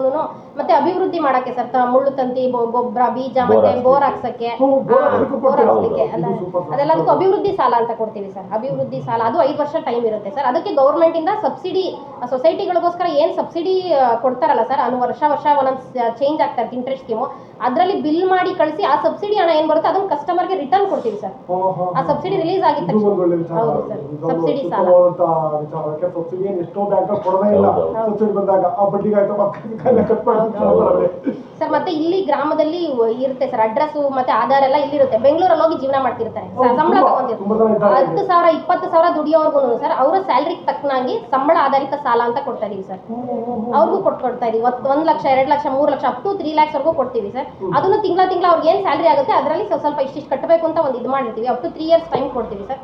ಸಂಬಳ ಆಧಾರಿತ ಸಾಲನೂ ಕೊಟ್ಟಿದ್ದೀವಿ, ನಾವು ತಗೊಂಡಿದ್ದೀನಿ, ಖುದ್ದಾಗಿ ನಾನು ತಗೊಂಡಿದ್ದೀನಿ. ಈ ಸಾಲವನ್ನು ಕೊಡ್ಲಿಕ್ಕೆ ನಾನು ಗೊತ್ತಿಲ್ಲ ಬರ್ತಾ ಇದ್ದೇನೆ. ಈ ಸಾಲವನ್ನು ಕೊಡ್ಲಿಕ್ಕೆ ಧೈರ್ಯ ಹೇಗೆ ಸರ್? ಯಾಕೆಂತಂದ್ರೆ ಬೆಂಗಳೂರು ಇರ್ತಾನೆ, ಅವ್ರು ಸರ್ಕಾರಿ ಸಾಲ ಆದ್ರೆ ಅಡ್ಡಿ ಇಲ್ಲ, ಸರ್ಕಾರಿ ಎಂಪ್ಲಾಯ್ ಅಪ್ಪ ಒಂದ್ ಕಡೆ ಇದ್ದಾನೆ ಕೊಟ್ಬಿಡ್ಬೋದು, ಕಟ್ಕೆ ಹೋಗ್ತಾನೆ ಅವನು ಅಂತ. ಬೆಂಗಳೂರು ಇರ್ತಕ್ಕಂಥ ಖಾಸಗಿ ಸಂಸ್ಥೆಯಲ್ಲಿ ಕೆಲಸ ಮಾಡ್ತಕ್ಕಂಥವ್ರಿಗೆ ಕೊಟ್ಟು ಯಾವ ಧೈರ್ಯ? ಅವನ ಬೆಳೆ ಕಟ್ಟಲಿಲ್ಲ, ಆ ಧೈರ್ಯ ಇದೆ ಅಲ್ವಾ ಸರ್? ಮೇನ್ ಬೇಸಿಕ್ ಇಲ್ಲೇ ಅಲ್ವಾ ಅವ್ರದ್ದು? ಸರ್ ಅವರು ಪ್ರಾಪರ್ಲಿ ನಮ್ಮ 2 ಊರಿನಲ್ಲೇ ಇರ್ತಾರೆ, ಚಿಕ್ಕನಗರ ತಪ್ಪಿ ಗಿರಿಯಾಪುರದವರೇ ಆಗಿರ್ತಾರೆ, ಬೇರೆ ಊರಲ್ಲಿ ಕೊಡೋದಿಲ್ಲ. ವ್ಯಾಪ್ತಿ ಒಳಗೆ ಏನಿರ್ತಾರೆ, ಇಲ್ಲಿ ನಮ್ಮಲ್ಲಿ ಹೈಸ್ಕೂಲ್ ಇದೆ, ಇಲ್ಲಿ ಜ್ಞಾನದೀಪ ವಿದ್ಯಾಸಂಸ್ಥೆ ಅಂತ ಕಾನ್ವೆಂಟ್ ಇದೆ, ಅವ್ರಿಗೂ ಲೋನ್ ಕೊಡ್ತಾ ಇದ್ವಿ, ಎಜುಕೇಶನ್ ಸ್ಯಾಲರಿ ಲೋನು. ಸ್ಕೂಲರಿಂದ ಒಂದು ಲೆಟರ್ ಇದು ಮಾಡ್ಕೊಂತೀವಿ, ಸ್ಕೂಲ್ ಹೆಡ್ ಇರ್ತಾರಲ್ಲ ಸರ್, ಅವ್ರ ಕಡೆಯಿಂದ ಒಂದು ಕನ್ಫರ್ಮೇಶನ್ ಲೆಟರ್ ತಗೊಂತೀವಿ. ಆಮೇಲೆ ಅವ್ರ ಸ್ಯಾಲರಿ ಸರ್ಟಿಫಿಕೇಟ್ಗಳೇನಿರುತ್ತೆ ಅದು ತಗೊಂಡ್ಬಿಟ್ಟು ಎಷ್ಟು ಕೊಡ್ಬೋದು ಅಂತ ನಾವು ಬಾಡಿಲಿ ತೀರ್ಮಾನ ಮಾಡಿ ಫಿಕ್ಸ್ ಮಾಡಿ ಮಾಡ್ಕೊಡ್ತೀವಿ. ಫಸ್ಟ್ ಟೈಮ್ ಕೇಳ್ತಾ ಇದ್ದೀನಿ ಮ್ಯಾಮ್, ನಾನು ಇಡೀ ಕರ್ನಾಟಕದಲ್ಲಿ ಮೊದಲ ಬ್ಯಾಂಕ್ ನಿಮ್ದು ಅನ್ಸುತ್ತೆ ಖಾಸಗಿ ಶಾಲೆಗಳಿಗೆ ಶಿಕ್ಷಕರಿಗೆ ಲೋನ್ ಕೊಡ್ತಾ ಇರ್ತಕ್ಕಂಥದ್ದು. ನಿಜವಾಗ್ಲೂ ಅತ್ಯುತ್ತಮವಾದಂತ. ಮತ್ತೆ ಚಿನ್ನಾಭರಣ ಸಾಲನ 2.5 ಕೋಟಿ ಮೇಲೆ ಕೊಟ್ಟಿದ್ದೀವಿ ಸರ್. ಅದಕ್ಕೋಸ್ಕರ ಆ ಸೇಫ್ಟಿಗೋಸ್ಕರ ಒಂದು ಸ್ಟ್ರಾಂಗ್ ರೂಮ್ ಮಾಡಿದೀವಿ. ಇವ್ರ ಅಧ್ಯಕ್ಷತೆಯಲ್ಲಿ ಬಂದ ಮೇಲೆ ಸೆನ್ಸಾರ್ ಅಳವಡಿಕೆ ಮಾಡಿದ್ದೀವಿ. ಗೋಲ್ಡ್ ಲೋನ್ ಕೊಡೋದಿದೆಯಲ್ಲ ಅಷ್ಟು ಸುಲಭದ ಕೆಲಸ. ಕಾರಣ ಏನಂದ್ರೆ ಅಪ್ಲೈಸರ್ ಬೇಕಾಗ್ತದೆ, ಗುರುತಿರ್ಬೇಕು. ಅವ್ರು ಸುಮ್ಮನೆ ಯಾರೋ ಒಬ್ಬರು ಕೂತ್ಕೊಂಡು ಕೊಡ್ಲಿಕ್ಕಾಗಲ್ಲ. ಯಾಕಂದ್ರೆ ನಾವಾಗ್ಲಿ ನೀವಾಗ್ಲಿ ಯಾರಾಗ್ಲಿ ಕೂತ್ಕೊಂಡ್ರೆ ಕಣ್ಣಲ್ಲಿ ನೋಡಿ ಹೇಳ್ಲಿಕ್ಕಾಗಲ್ಲ ಇದು ಒರಿಜಿನಲ್ ಗೋಲ್ಡ್ ಇದು ಅಂತ. ಯಾಕಂದ್ರೆ DCC ಬ್ಯಾಂಕಿಗೆ ಟೋಪಿ ಹಾಕಿದ್ರೆ ಕೇಂದ್ರ ಬ್ಯಾಂಕ್ ಅಂತ ಕೇಂದ್ರ ಬ್ಯಾಂಕಿಗೆ ಟೋಪಿ ಹಾಕಿ ಹೋಗ್ತಾರೆ. ಸೊ ನಿಮ್ಮಲ್ಲಿ ಇದು ಈಗ ನಾನು ಹೇಳ್ತಾ ಇದ್ದೀನಿ, ನಿಮ್ಗೆ ಹೇಳ್ಲಿಕ್ಕೆ ಸಾಧ್ಯ ಇದ್ರೆ ಮಾತ್ರ ಆನ್ಸರ್ ಹೇಳಿ, ಇಲ್ಲ ನಮ್ದು ಸೆಕ್ರೆಟರಿ ಅಂದ್ರೆ ಹೇಳುವ ಅಗತ್ಯ ಇಲ್ಲ. ಯಾಕಂದ್ರೆ ಒತ್ತಾಯ ಇಲ್ಲ ಈ ಪ್ರಶ್ನೆಗೆ ಆನ್ಸರ್ ಹೇಳಲಿಕ್ಕೆ. ಯಾವ ಥರ ಇರುತ್ತೆ, ಏನೆಲ್ಲ ಮಾಡ್ತೀರಾ, ಗೋಲ್ಡ್ ಕೊಡಬೇಕಾದ್ರೆ ಎಷ್ಟೆಲ್ಲ ಕೇರ್ ಮಾಡ್ತೀರಾ? ಸರ್ ಒಳ್ಳೆ ಕ್ವಶನ್ ಕೇಳಿದ್ರಿ. ಗೋಲ್ಡ್ನ ಒಂದಿನ ಮುಂಚೆನೆ ತಿಳಿಸಿರ್ಬೇಕು ಸರ್ ರೈತರು ನಮಗೆ. ಗೋಲ್ಡ್ ನಾಳೆ ಬೇಕು ಮೇಡಮ್, ಪ್ಲೆಡ್ಜ್ ಮಾಡ್ತಾ ಇದೀನಿ. ಪಾಪ ಅವರಿಗೂ ಕಷ್ಟ ಇರುತ್ತೆ ಸರ್, ಏನೇನಕ್ಕೂ ಬೇಕೋ ಎಲ್ಲ. ರೈತರು ಅಂದ್ರೆ ಗೊತ್ತಲ್ಲ, ಬೀಜ ಗೊಬ್ಬರ ಇದೆ, ಇದಕ್ಕೋಸ್ಕರನೇ ಸಾಲ ಮಾಡ್ತಾರೆ. ಸೊ ಇನ್ನೇನಿರಲ್ಲ, ಒಂದಿನ ಮುಂಚೆ ತಿಳಿಸಿದ್ರೆ ನಾವು ಆಚಾರಕ್ಕೆ ತಿಳಿಸಿರ್ತೀವಿ ಸರ್, ಇಷ್ಟು ಗೋಲ್ಡ್ ಲೋನ್ ಇದೆ ಸರ್, ನಾಳೆ ಬೆಳಗ್ಗೆ ಇಷ್ಟೊತ್ತಿಗೆ ಬನ್ನಿ ಅಂತ. ಅವರು ಬರ್ತಾರೆ ಸರ್, ನಾನು ಬಂದಿರ್ತೀನಿ, ಕಸ್ಟಮರ್ನು ಕರ್ಸಿರ್ತೀವಿ. ಅವ್ರ ಮುಂದೆನೇ ಗೋಲ್ಡ್ನ ಆಚಾರ ಚೆಕ್ ಮಾಡ್ತಾರೆ ಸರ್. ನಮ್ಮಲ್ಲಿರೋ ಆಚಾರ ಸತತವಾಗಿ 20 ವರ್ಷದಿಂದ ಅವರೇ ಇದ್ದಾರೆ ಸರ್. ನಮ್ಗೆ ಹೌದು ಸರ್, 25 ವರ್ಷದಿಂದ ಅವರೇ ಆಚಾರ ಇದ್ದಾರೆ ಸರ್. ಇಲ್ಲೇ ಹತ್ರದ 2 ಕಿಲೋಮೀಟರ್ ಸೊಲ್ಲಾಪುರ ಅಂತ ನೀವು ಕೇಳಿರ್ಬೋದು, ಅಲ್ಲಿ ಅವರೇ ಸರ್ ಆಚಾರರು. ಒಳ್ಳೆ ಆಚಾರ ಇದ್ದಾರೆ, ಬಂದು ಚೆಕ್ ಮಾಡಿ ಅವರೇ ಆಗಲಿ ಸರ್. ರೈತರಿಗೆ ಫಸ್ಟ್ ಸರ್ ಎಷ್ಟು ಗೋಲ್ಡ್ ತಂದಿದ್ಯಾ ಅಂತ ಕೇಳಲ್ಲ, ಎಷ್ಟು ಸಾಲ ಬೇಕಿತ್ತಪ್ಪ ಅಂತ ಕೇಳ್ತೀವಿ ಸರ್. ಫಸ್ಟ್ ನಾವು ಕೇಳೋ ಕ್ವಶನ್ ಅದು, ಎಷ್ಟು ಬೇಕಿತ್ತಪ್ಪ. ಹೈನುಗಾರಿಕಾ ಸಾಲ ಅಂದ್ರೆ ನೋಡಿ, ನೀವೇ ಡೈರೆಕ್ಟ್ ಸಾಲ ಕೊಟ್ಟಾಗ ಏನಾಗ್ತದೆ ಅಂದ್ರೆ ಅವನ ಸೈಡ್ ಕೆಲಸ ಮಾರ್ತಾನೋ ಇನ್ನೊಂದು ಮಾಡ್ಕೊಂಡು ಹೋಗ್ತಾನೆ, ನೀವು ಹುಡುಕ್ಬೇಕಾಗ್ತದೆ. ಅದೇ ಈಗ ಅದಕ್ಕೇನಾಗಿದೆ ಅಂದ್ರೆ KMF ಪ್ಲಸ್ ನೀವು ಮತ್ತೆ ವ್ಯಕ್ತಿ ತ್ರಿಮುಖ ಒಪ್ಪಂದವನ್ನ ಮಾಡ್ಕೊಂಡು ಅದ್ರ ಮುಖಾಂತರ ಸಾಲವನ್ನ ಕೊಡ್ತೇವೆ ಸಾಮಾನ್ಯವಾಗೆಲ್ಲ ಬ್ಯಾಂಕ್ಗಳು. ನಿಮ್ಮಲ್ಲಿ ಆ ಒಪ್ಪಂದ ಇದೆ. ಯಾಕೆಂದ್ರೆ ಒಂದ್ ವೇಳೆ ಸಾಲ ಕಟ್ಟಿಲ್ಲ ಅಂದ್ರೆ ಆ ಡೈರಿಯ ಸೆಕ್ರೆಟರಿ ಒಳಗಾರಾಗಿರ್ತಾರೆ, ಅವ್ರು ಕಟ್ಕೊಡ್ಬೇಕಾಗುತ್ತೆ ಸಾಲವನ್ನು, ಅಥವಾ KMF ಕಟ್ಟಬೇಕಾಗುತ್ತೆ, DCC ಬ್ಯಾಂಕ್ ಸಾಲ ಕಟ್ಟಬೇಕಾಗುತ್ತೆ. ನಿಮ್ಮಲ್ಲಿ ಹೇಗಿದೆ ಸರ್? ನಮ್ಮಲ್ಲಿ ನಾವು ಹೈನುಗಾರಿಕೆ ಸಾಲ DCC ಬ್ಯಾಂಕ್ ಇಂದಲೇ ತಂದಿರೋದು. ನಮ್ಮಲ್ಲಿ ಜಾಸ್ತಿ ಇಲ್ಲ ಸರ್, ಈ ಕಡೆ ಅಷ್ಟೊಂದು ಹೈನುಗಾರಿಕೆ ಇಲ್ಲ, ಹಾಗಾಗಿ ನಾವು ಕಮ್ಮಿ ಇದೆ ಹೈನುಗಾರಿಕೆ ಸಾಲ ಕೊಟ್ಟರೆ ಕಮ್ಮಿ ಇದೆ ಸರ್. KMF ಅಂಡರಲ್ಲಿ ಏನ್ ಬರಲ್ಲ, ಡೈರಿ ನಾವು ಮತ್ತೆ DCC ಬ್ಯಾಂಕ್ 3 ಜನ ಮರ್ಜ್ ಆಗಿರ್ತೀವಿ ಅಷ್ಟೇ. ಡೈರಿನ ಏನ್ ಕನ್ಫರ್ಮೇಶನ್ ತಗೊಂತೀವಿ ಅಷ್ಟೇ ಸರ್. ಅವರು ಹಾಲು ಹಾಕ್ತಾ ಇದಾರೆ ಡೈರಿಗೆ ಒಂದು ಕನ್ಫರ್ಮೇಶನ್ ತಗೊಂತಾ ಇದೀವಿ ಅಷ್ಟೇ. ಅಗ್ರಿಮೆಂಟ್ ಅದೇ ಅಪ್ಲಿಕೇಶನ್ ಅಲ್ಲೇನೆ ಒಪ್ಪಂದ ಪತ್ರ ಇರುತ್ತೆ ಸರ್. ಹೌದೌದು ಇರುತ್ತೆ ಸರ್. ಆ ತರನೇ ಮಾಡ್ಕೊಂಡು ವರ್ಷ ಅದನ್ನ ಕಟ್ಟಿ ರಿನ್ಯೂವಲ್ ಮಾಡ್ಕೊಂಡು ಹೋಗ್ತಾ ಇದೀವಿ ಸರ್. ಆಮೇಲೆ ಡೈರಿ ಏನ್ ಪೇಮೆಂಟ್ ಬರುತ್ತೆ ನಮ್ಮ ಬ್ಯಾಂಕಲ್ಲೇ ಆಗ್ತಾರೆ ಸರ್. ಸೊಸೈಟಿ ಬ್ಯಾಂಕಲ್ಲೇ ಹಾಕೋದ್ರಿಂದ ನಮಗೆ ಪೇಮೆಂಟ್ ಗೆ ತೊಂದರೆ ಆಗಲ್ಲ. ಅವರು ಎಷ್ಟು ದಿವಸ ಆಗ್ತಿರ್ತಾರೋ ಅಷ್ಟು ದಿವಸ ಬರ್ತಾ ಇರುತ್ತೆ, ಹಾಗಾಗಿ ಅದು ಸಮಸ್ಯೆ ಆಗಲ್ಲ ಸರ್. ಜೊತೆಗೆ ಏನಂದ್ರೆ ನೋಡಿ, ಇಬ್ರು ಕೂಡ 2 ವೀಲ್ ಇದ್ದಾಗೆ, CEO ಮತ್ತೆ ಆಡಳಿತ ಮಂಡಳಿ 2 ವೀಲ್ ಇದ್ದಾಗೆ. ಯಾವ ವೀಲ್ ಪಂಚರ್ ಆದ್ರೂ ಗಾಡಿ ಹೋಗಲ್ಲ. ಯಾಕಂದ್ರೆ ನೀವು ಒಂದ್ ಕಡೆ ಹೇಳ್ದು ಅವ್ರ ಕಡೆ ಹೇಳ್ಬಿಟ್ರೆ ಸೊಸೈಟಿ ಇಲ್ಲಿ ಕೊಡುತ್ತೆ, ಈ ಎದ್ದು ಬೆಳೆಸಕ್ಕಾಗಲ್ಲ. ಸೊ ಈ ಪ್ರಶ್ನೆ ಒಂದು ರೀತಿ ಇದಾಗಿದೆ ನಿಮ್ಗೆ. ಯಾವ ಕೆಲಸ ಮಾಡೋದು ಗೊತ್ತಿಲ್ಲ. ನಿಮ್ಮ ಸಂಬಂಧದ ಬಗ್ಗೆ ನಾವು ಮಾತನಾಡೋದ್ರೆ ಹೇಗಿದೆ, ಹೇಗೆ ನಡೆಸ್ಕೊಂಡು ಹೋಗ್ತಿದ್ದೀರಾ ಇಬ್ರು ಸಮಾಧಾನವಾಗಿ, ಅಥವಾ ಇಲ್ಲ ಅವ್ರು ಯಾವುದೋ ಒಂದು ತೀರ್ಮಾನ ತಗೊಂಡಾಗ ನೀವು ಇರೋಸ್ತಕ್ಕಂಥದ್ದು, ನೀವು ಒಂದು ತೀರ್ಮಾನ ತಗೊಂಡಾಗ ಅವರು ಇರೋಸ್ತಕ್ಕಂಥದ್ದು, ಹೀಗೆ ಮಾತನಾಡೋದು ಸರ್. CEO ಮತ್ತು ನಾವು ಅಧ್ಯಕ್ಷರು, ಆಡಳಿತ ಮಂಡಳಿ ಆಗಲಿ, ಯಾವುದೇ ಕಾರಣಕ್ಕೂ ಅವ್ರ ವಿರೋಧ ನಮ್ಮ ವಿರೋಧ ಅನ್ನೋದು ಯಾವುದೂ ಬರ್ತಾ ಇಲ್ಲ ಸರ್.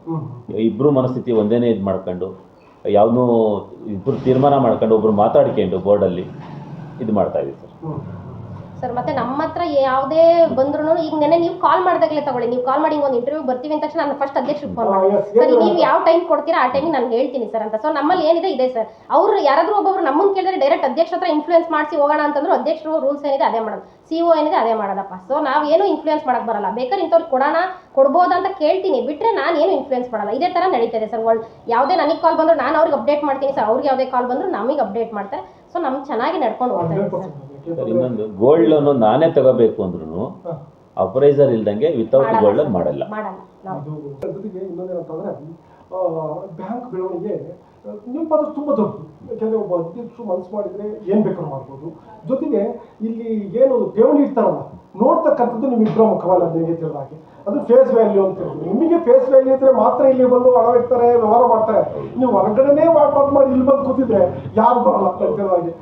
ಸಾಕಪ್ಪ ಹೊರಗಡೆ ಹಾಕಿ ಸಾಕು, ಇಲ್ಲಿ ಹೊರಗಡೆ ಹೋಗೋದು ಬೇಡ ಅಂತಾರೆ ಸರ್. ಈ ವಿಚಾರವಾಗಿ ನಿಮ್ಮ ವೈಯಕ್ತಿಕ ವಿಚಾರ ಮಾತನಾಡಿದ್ರೆ ಅಂದರೆ ನಿಮ್ಮ ಹೆಸರು, ಊರು, ನಿಮ್ಮ ತಂದೆ ತಾಯಿ ಡೀಟೇಲ್ಸ್ ಕೊಡೋದ್ರೆ ಇಬ್ಬರು ಕೊಡಿ ಸರ್. ನನ್ನ ಹೆಸರು ಶಿವಕುಮಾರ್ ಅಂತ. ನಮ್ಮ ತಂದೆ ಮೃತ್ಯುಂಜಯ ಅಂತ ನಿವೃತ್ತ ಶಿಕ್ಷಕರು. ಅವರು ರಿಟೈರ್ಡ್ ಆಗಿ ಅಲ್ಲೇ 12 ಈಗ 82 ವರ್ಷ ಅವರಿಗೆ, ನಮ್ಮ ತಂದೆಯವರಿಗೆ ಇದ್ದಾರೆ. 22 ವರ್ಷ ಆಯಿತು ರಿಟೈರ್ಡ್ ಆಗಿ. ಈಗ ಆರಾಮಾಗಿ ಚೆನ್ನಾಗಿದ್ದಾರೆ ಸರ್. ನನ್ನ ಹೆಸರು ದಿವ್ಯಾ ಅಂತ ಹೇಳಿ ಸರ್. ನಮ್ಮ ತಂದೆ ಬಂದ್ಬಿಟ್ಟು ಈರಪ್ಪ ಅಂತ ಹೆಬ್ಬೂರವರು. ಅವರು ಖಾಸಗಿ ಸ್ಕೂಲಲ್ಲಿ ಈಗಲೂ ವರ್ಕ್ ಮಾಡ್ತಿದ್ದಾರೆ ಸರ್. ಅವ್ರಿಗೂ 65 ವರ್ಷ ಈಗ ವಯಸ್ಸು. ಅವರು ಖಾಸಗಿ ಸಂಸ್ಥೆಯಲ್ಲಿ ವರ್ಕ್ ಮಾಡ್ತಿದ್ದಾರೆ. ಸೊ ನಮ್ಮದು ಹೆಬ್ಬೂರು ಸರ್. ನೀವು CEO ಆಗಿ ಎಷ್ಟರಲ್ಲಿ ಬಂದಾಗ ಸೊಸೈಟಿ ಹೇಗಿತ್ತು? ನೀವು ಬಂದ ನಂತರ ಏನೋ ಬದಲಾವಣೆ ಮಾಡಿದರೆ ಅಥವಾ ಬೇರೆ ಏನಾದ್ರು ಯೋಜನೆಗಳನ್ನು ಮಾಡಿದರೆ ಸರ್ ನಾನು CEO ಆಗಿ 3 ವರ್ಷ ಆಗಿದೆ, ಬಟ್ ಸೊಸೈಟಿಗೆ ಬಂದು 6 ವರ್ಷ ಕಂಪ್ಲೀಟ್ ಆಗಿದೆ ಸರ್. ಈಗ ನಾವು ಬಂದ ಮೇಲೆ ಏನು ಹೊಸದಾಗಿ ಅಂದರೆ ಇನ್ನೊಂದು ಚಿಕ್ಕನಲ್ಲೂರು ಅಂತ ನಮ್ಮ ಗ್ರಾಮ ಇದೆ ಅಂತ ಹೇಳಿದ್ನಲ್ಲ ಸರ್, ಅಲ್ಲಿ ಒಂದು ಗೊಬ್ಬರ ಗೋಡೌನ್ ಓಪನ್ ಮಾಡಿದ್ದೀವಿ ಸರ್. ನಾನು ನನ್ನಿಂದ ಅಂತ ಹೇಳ್ತಾ ಇಲ್ಲ ಸರ್, ನಮ್ಮ ಆಡಳಿತ ಮಂಡಳಿ ನಮ್ಮ ಇದರಿಂದ ಓಪನ್ ಆಗಿದೆ. ಸೊ ನಾನು ಬಂದಮೇಲೆ ಅದೊಂದು ಆಗಿದೆ, ಎಕ್ಸ್ಟ್ರಾ ಅನ್ನೋದು ಒಂದು ಹೆಗ್ಗಳಿಕೆ ಇದೆ ಸರ್. ಮತ್ತೆ ತುಂಬ ಸೇಫ್ಟಿ ಮೆಜರ್ಸ್ ನಾನು ಬಂದಮೇಲೆ ಮಾಡಿದ್ದೀವಿ ಸರ್. ನಾವು ಬಾಡಿ ಅವ್ರಿಗೆ ಹೇಳ್ಕೊಂಡು ಈ ಥರ ಮಾಡಿದ್ರೆ ನಮ್ದು ಈ ಥರ ಇದೆ, ಇಂಥ ಸೊಸೈಟಿ ನಾವು ನೋಡ್ಕೊಂಡ್ ಬಂದಿರ್ತೀವಲ್ಲ ಸರ್. ಬೇರೆ ಸೊಸೈಟಿಗೆ ನಾವು ಹೋಗ್ತೀವಿ, ಪಾಪ ಅವ್ರು ಹೋಗಿರಲ್ಲ. ಸೊ ನಾವು ಹೋಗಿ ಬಂದು ನಾವು ಸರಿ ಅಲ್ಲಿ ಈ ಥರ ಇದೆ ಸರ್, ನಾವು ಈ ಥರ ಮಾಡೋಣ ಸರ್, ನಮ್ದು ಈ ಥರ ಇದೆ, ನಾನು ಸಜೆಸ್ಟ್ ಮಾಡ್ತೀನಿ ಅಷ್ಟೇ ಸರ್. ಏನಿದೆ ಬಾಡಿಗೆ ನಾನು ಸಜೆಸ್ಟ್ ಮಾಡ್ಬೋದು ಅಷ್ಟೇ. ಅವ್ರ ಕಡೆ ಅವರಿಂದ ಒಮ್ಮತ ಬಂತು ಅಂದ್ರೆ ನಾವು ನಿರ್ಧಾರ ಕೈಗೊಂಡು ಮಾಡ್ಬೋದು ಸರ್. ಸೊ ಎಲ್ಲರಿಂದಲೂ ಸರ್ ನಮ್ಮ ಬಾಡಿಲಿ 12 ಜನ ಇದ್ದಾರೆ ಅಂದರೆ 12 ಜನದಿಂದನೂ ಒಳ್ಳೊಳ್ಳೆ ಒಪಿನಿಯನ್ಸ್ ಬರುತ್ತೆ ಸರ್. ತಿಂಗಳ ಒಂದೊಂದು ಅದರಲ್ಲಿ ಯಾವುದು ದಿ ಬೆಸ್ಟ್ ಅಂತ ನಾವು ಸೆಲೆಕ್ಟ್ ಮಾಡ್ಕೊಂಡು ಅದರಲ್ಲಿ ನಾವು ಯಾವ್ದು ಮಾಡೋಕ್ಕಾಗುತ್ತೆ, ನಮ್ಮ ಸೊಸೈಟಿಗೆ ಯಾವ್ದು ಮಾಡ್ಬೋದು, ಯಾವ್ದು ಮಾಡಿದ್ರೆ ಒಳ್ಳೇದು ಅಂತ ಯೋಚನೆ ಮಾಡಿ ಇಂಪ್ಲಿಮೆಂಟ್ ಮಾಡ್ಕೊಂಡು ಹೋಗ್ತಾ ಇದೀವಿ ಸರ್. ಆಗ ನೋಡಿ ನಿಮ್ಮ ಇದು ಏನು ನೀವು ಹೇಳ್ತೀರಾ ಅದನ್ನ ಒಪ್ಕೊಂಡು ಅದಕ್ಕೆ ಕೈ ಜೋಡಿಸಿದಾಗ ಮಾತ್ರ ಈ ಸೊಸೈಟಿ ಈ ರೀತಿ ಇರ್ಲಿಕ್ಕೆ ಸಾಧ್ಯ. ಇಲ್ಲ ನಾವು ಹೇಳಿದ್ರೆ ಗೋಡನ್ ಕೂತ್ಕೋಬೇಕಾಗ್ತಾ ಇತ್ತು. ಸರ್ವಿಸ್ ತುಂಬ ಇಂಪಾರ್ಟೆಂಟು. ಸೊಸೈಟಿ ಮೇಲೆ ನೀವು ಮಾಡ್ತಕ್ಕಂಥ ಸರ್ವಿಸ್ ಇಂಪಾರ್ಟೆಂಟು. ನಿಮ್ಮಲ್ಲಿ ಏನೆಲ್ಲ ಇದೆ, ಏನೆಲ್ಲ ಸರ್ವಿಸ್ ಕೊಡ್ತಾ ಇದ್ದೀರಾ, ರೈತರು ಎಷ್ಟು ಧೈರ್ಯವಾಗಿ ನಿಮ್ಮ ಸೊಸೈಟಿಗೆ ಬರ್ಬೋದು? ಗೊಬ್ಬರ ಖರೀದಿ ಮಾಡೋದು, ಗೊಬ್ಬರ ವ್ಯಾಪಾರ ಮಾಡ್ತೀವಿ, ಮುಳ್ತಂತಿ ವ್ಯಾಪಾರ ಮಾಡ್ತೀವಿ, ಆಮೇಲೆ ದಿನಸಿ ಪಡಿತರ ಇದೆ ನಮ್ಮಲ್ಲಿ. ಪಡಿತರ ಗಿರಿಯಾಪುರ ಗ್ರಾಮದಲ್ಲಿ ಮಾತ್ರ ಪಡಿತರ ಇದೆ. ಚಿಕ್ಕನಲ್ಲೂರ್ದು ಅಲ್ಲಿ ಬೇರೆ ಇದು ಮಾಡಿದ ಅವರು ಸಂಘದಿಂದ ಐವಾಸಿ ಪೆಟ್ರೋಲ್ ಬಂಕ್ ಇದೆ ನಮ್ಮದು. ಇಷ್ಟಿದೆ ಸರ್. ನಮ್ಮ ಸಿಬ್ಬಂದಿ ಒಬ್ಬೊಬ್ಬರಿಗೆ ಒಂದು ವಹಿಸ್ಬಿಟ್ಟಿದ್ದೀವಿ ಸರ್. ಗೊಬ್ಬರದ್ದು ಒಬ್ರು ನೋಡ್ಕೊತಾರೆ, ಮುಳ್ತಂತಿ ಒಬ್ರು ನೋಡ್ಕೊತಾರೆ, ಪಡಿತರ ಒಬ್ರು ನೋಡ್ಕೊತಾರೆ. ಹಂಗಾಗಿ ಯಾವುದೇ ಸಮಸ್ಯೆನೇ ಇಲ್ಲ, ಚೆನ್ನಾಗಿ ನಡ್ಕೊಂಡು ಹೋಗ್ತಾ ಇದೆ. ಬಂಕಲ್ಲಿ ಸರ್ 2 ಶಿಫ್ಟ್ ಅಲ್ಲಿ ಕೆಲಸ ಮಾಡ್ತೀವಿ ಸರ್. 6:30 ಇಂದ 2:30 ಒಂದು ಶಿಫ್ಟ್. ಆ ಶಿಫ್ಟಿಗೆ 3 ಜನ ಹಾಕಿರ್ತೀವಿ ಸರ್. 2:30 ಇಂದ ಮತ್ತೆ 10:30 ಒಂದು ಶಿಫ್ಟ್ ಇರುತ್ತೆ. ಸೊ ಅಲ್ಲಿ 3 ಜನ ಹಾಕಿರ್ತೀವಿ. ಒಬ್ರು ಬಂಕ್ಗೆ ಮ್ಯಾನೇಜರ್ ಅಂತ ಕೂಡ ಇದ್ದಾರೆ ಸರ್. ಲೆಕ್ಕ ಎಲ್ಲ ನೋಡ್ಕೋಬೇಕಲ್ಲ, ದೈನಂದಿನ ವ್ಯವಹಾರಗಳನ್ನ ನೋಡ್ಕೋಬೇಕು. ಸೊ ಅದು ಚೆನ್ನಾಗಿ ಬಂಕ್ ಸ್ಮೂತ್ ಆಗಿ ಆರಾಮಾಗಿ ನಡೀತಾ ಇದೆ ಸರ್. ಆಮೇಲೆ ಜೊತೆಗೆ ಏನಾಗುತ್ತೆ ಅಂತಂದ್ರೆ ನೋಡಿ, ಸಾಲ ಕಟ್ಸೋದು ತುಂಬ ಕಷ್ಟ. ಸಾಲ ಕೊಡೋದು ಸುಲಭದ ಕೆಲಸ. ಈ ಶೂನ್ಯ ಪಡಿತರ ಐತಿ ನನಗೆ ಕಷ್ಟ ಅಲ್ಲ ಅನ್ಸುತ್ತೆ. ಕಾರಣ ಏನಂದ್ರೆ ಅಲ್ಲಿ 12% ಬಡ್ಡಿ ಹಾಕಿರ್ತಾರೆ, ತಂದು ಕಟ್ಬಿಡ್ತಾರಲ್ಲ. ಬಟ್ ಈ ಉಳಿದಂಥ ಸಾಲವನ್ನು ವಸೂಲು ಮಾಡ್ಬೇಕಾದ್ರೆ ಸ್ವಲ್ಪ ಟ್ರೈ ಮಾಡಬೇಕಾಗುತ್ತೆ. ಸುಮ್ಮನೆ 97% ನೀವು ಹೇಳಿದ ತಕ್ಷಣ ಕಟ್ಟೋಗಿರ್ತಾರೆ.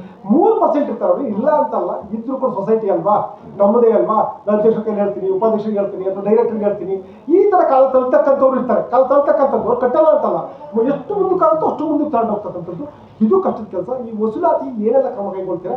ವಸೂಲಾತಿ ಟೈಮಲ್ಲಿ ಯಾರ್ಯಾರು ನೀವು ಆಡಳಿತ ಮಂಡಳಿಯವ್ರ ಜೊತೆ ಹೋಗ್ತಾರೆ, ಹೇಗೆಲ್ಲ ಇರ್ತೀರ ಸರ್? ಇವತ್ತಿನವರೆಗೂ ಆಡಳಿತ ಮಂಡಳಿ ಆಗಲಿ CEO ಆಗಲಿ ಫೋನಲ್ಲಿ ಕಾಂಟ್ಯಾಕ್ಟ್ ಮಾಡೋದು ಬಿಟ್ಬಿಟ್ರೆ ಯಾರ ಮನೆ ಬಾಗಿಲಿಗೂ ಹೋಗಿಲ್ಲ. 100% ಸಾಲ ವಸೂಲಿ ಆಗುತ್ತೆ.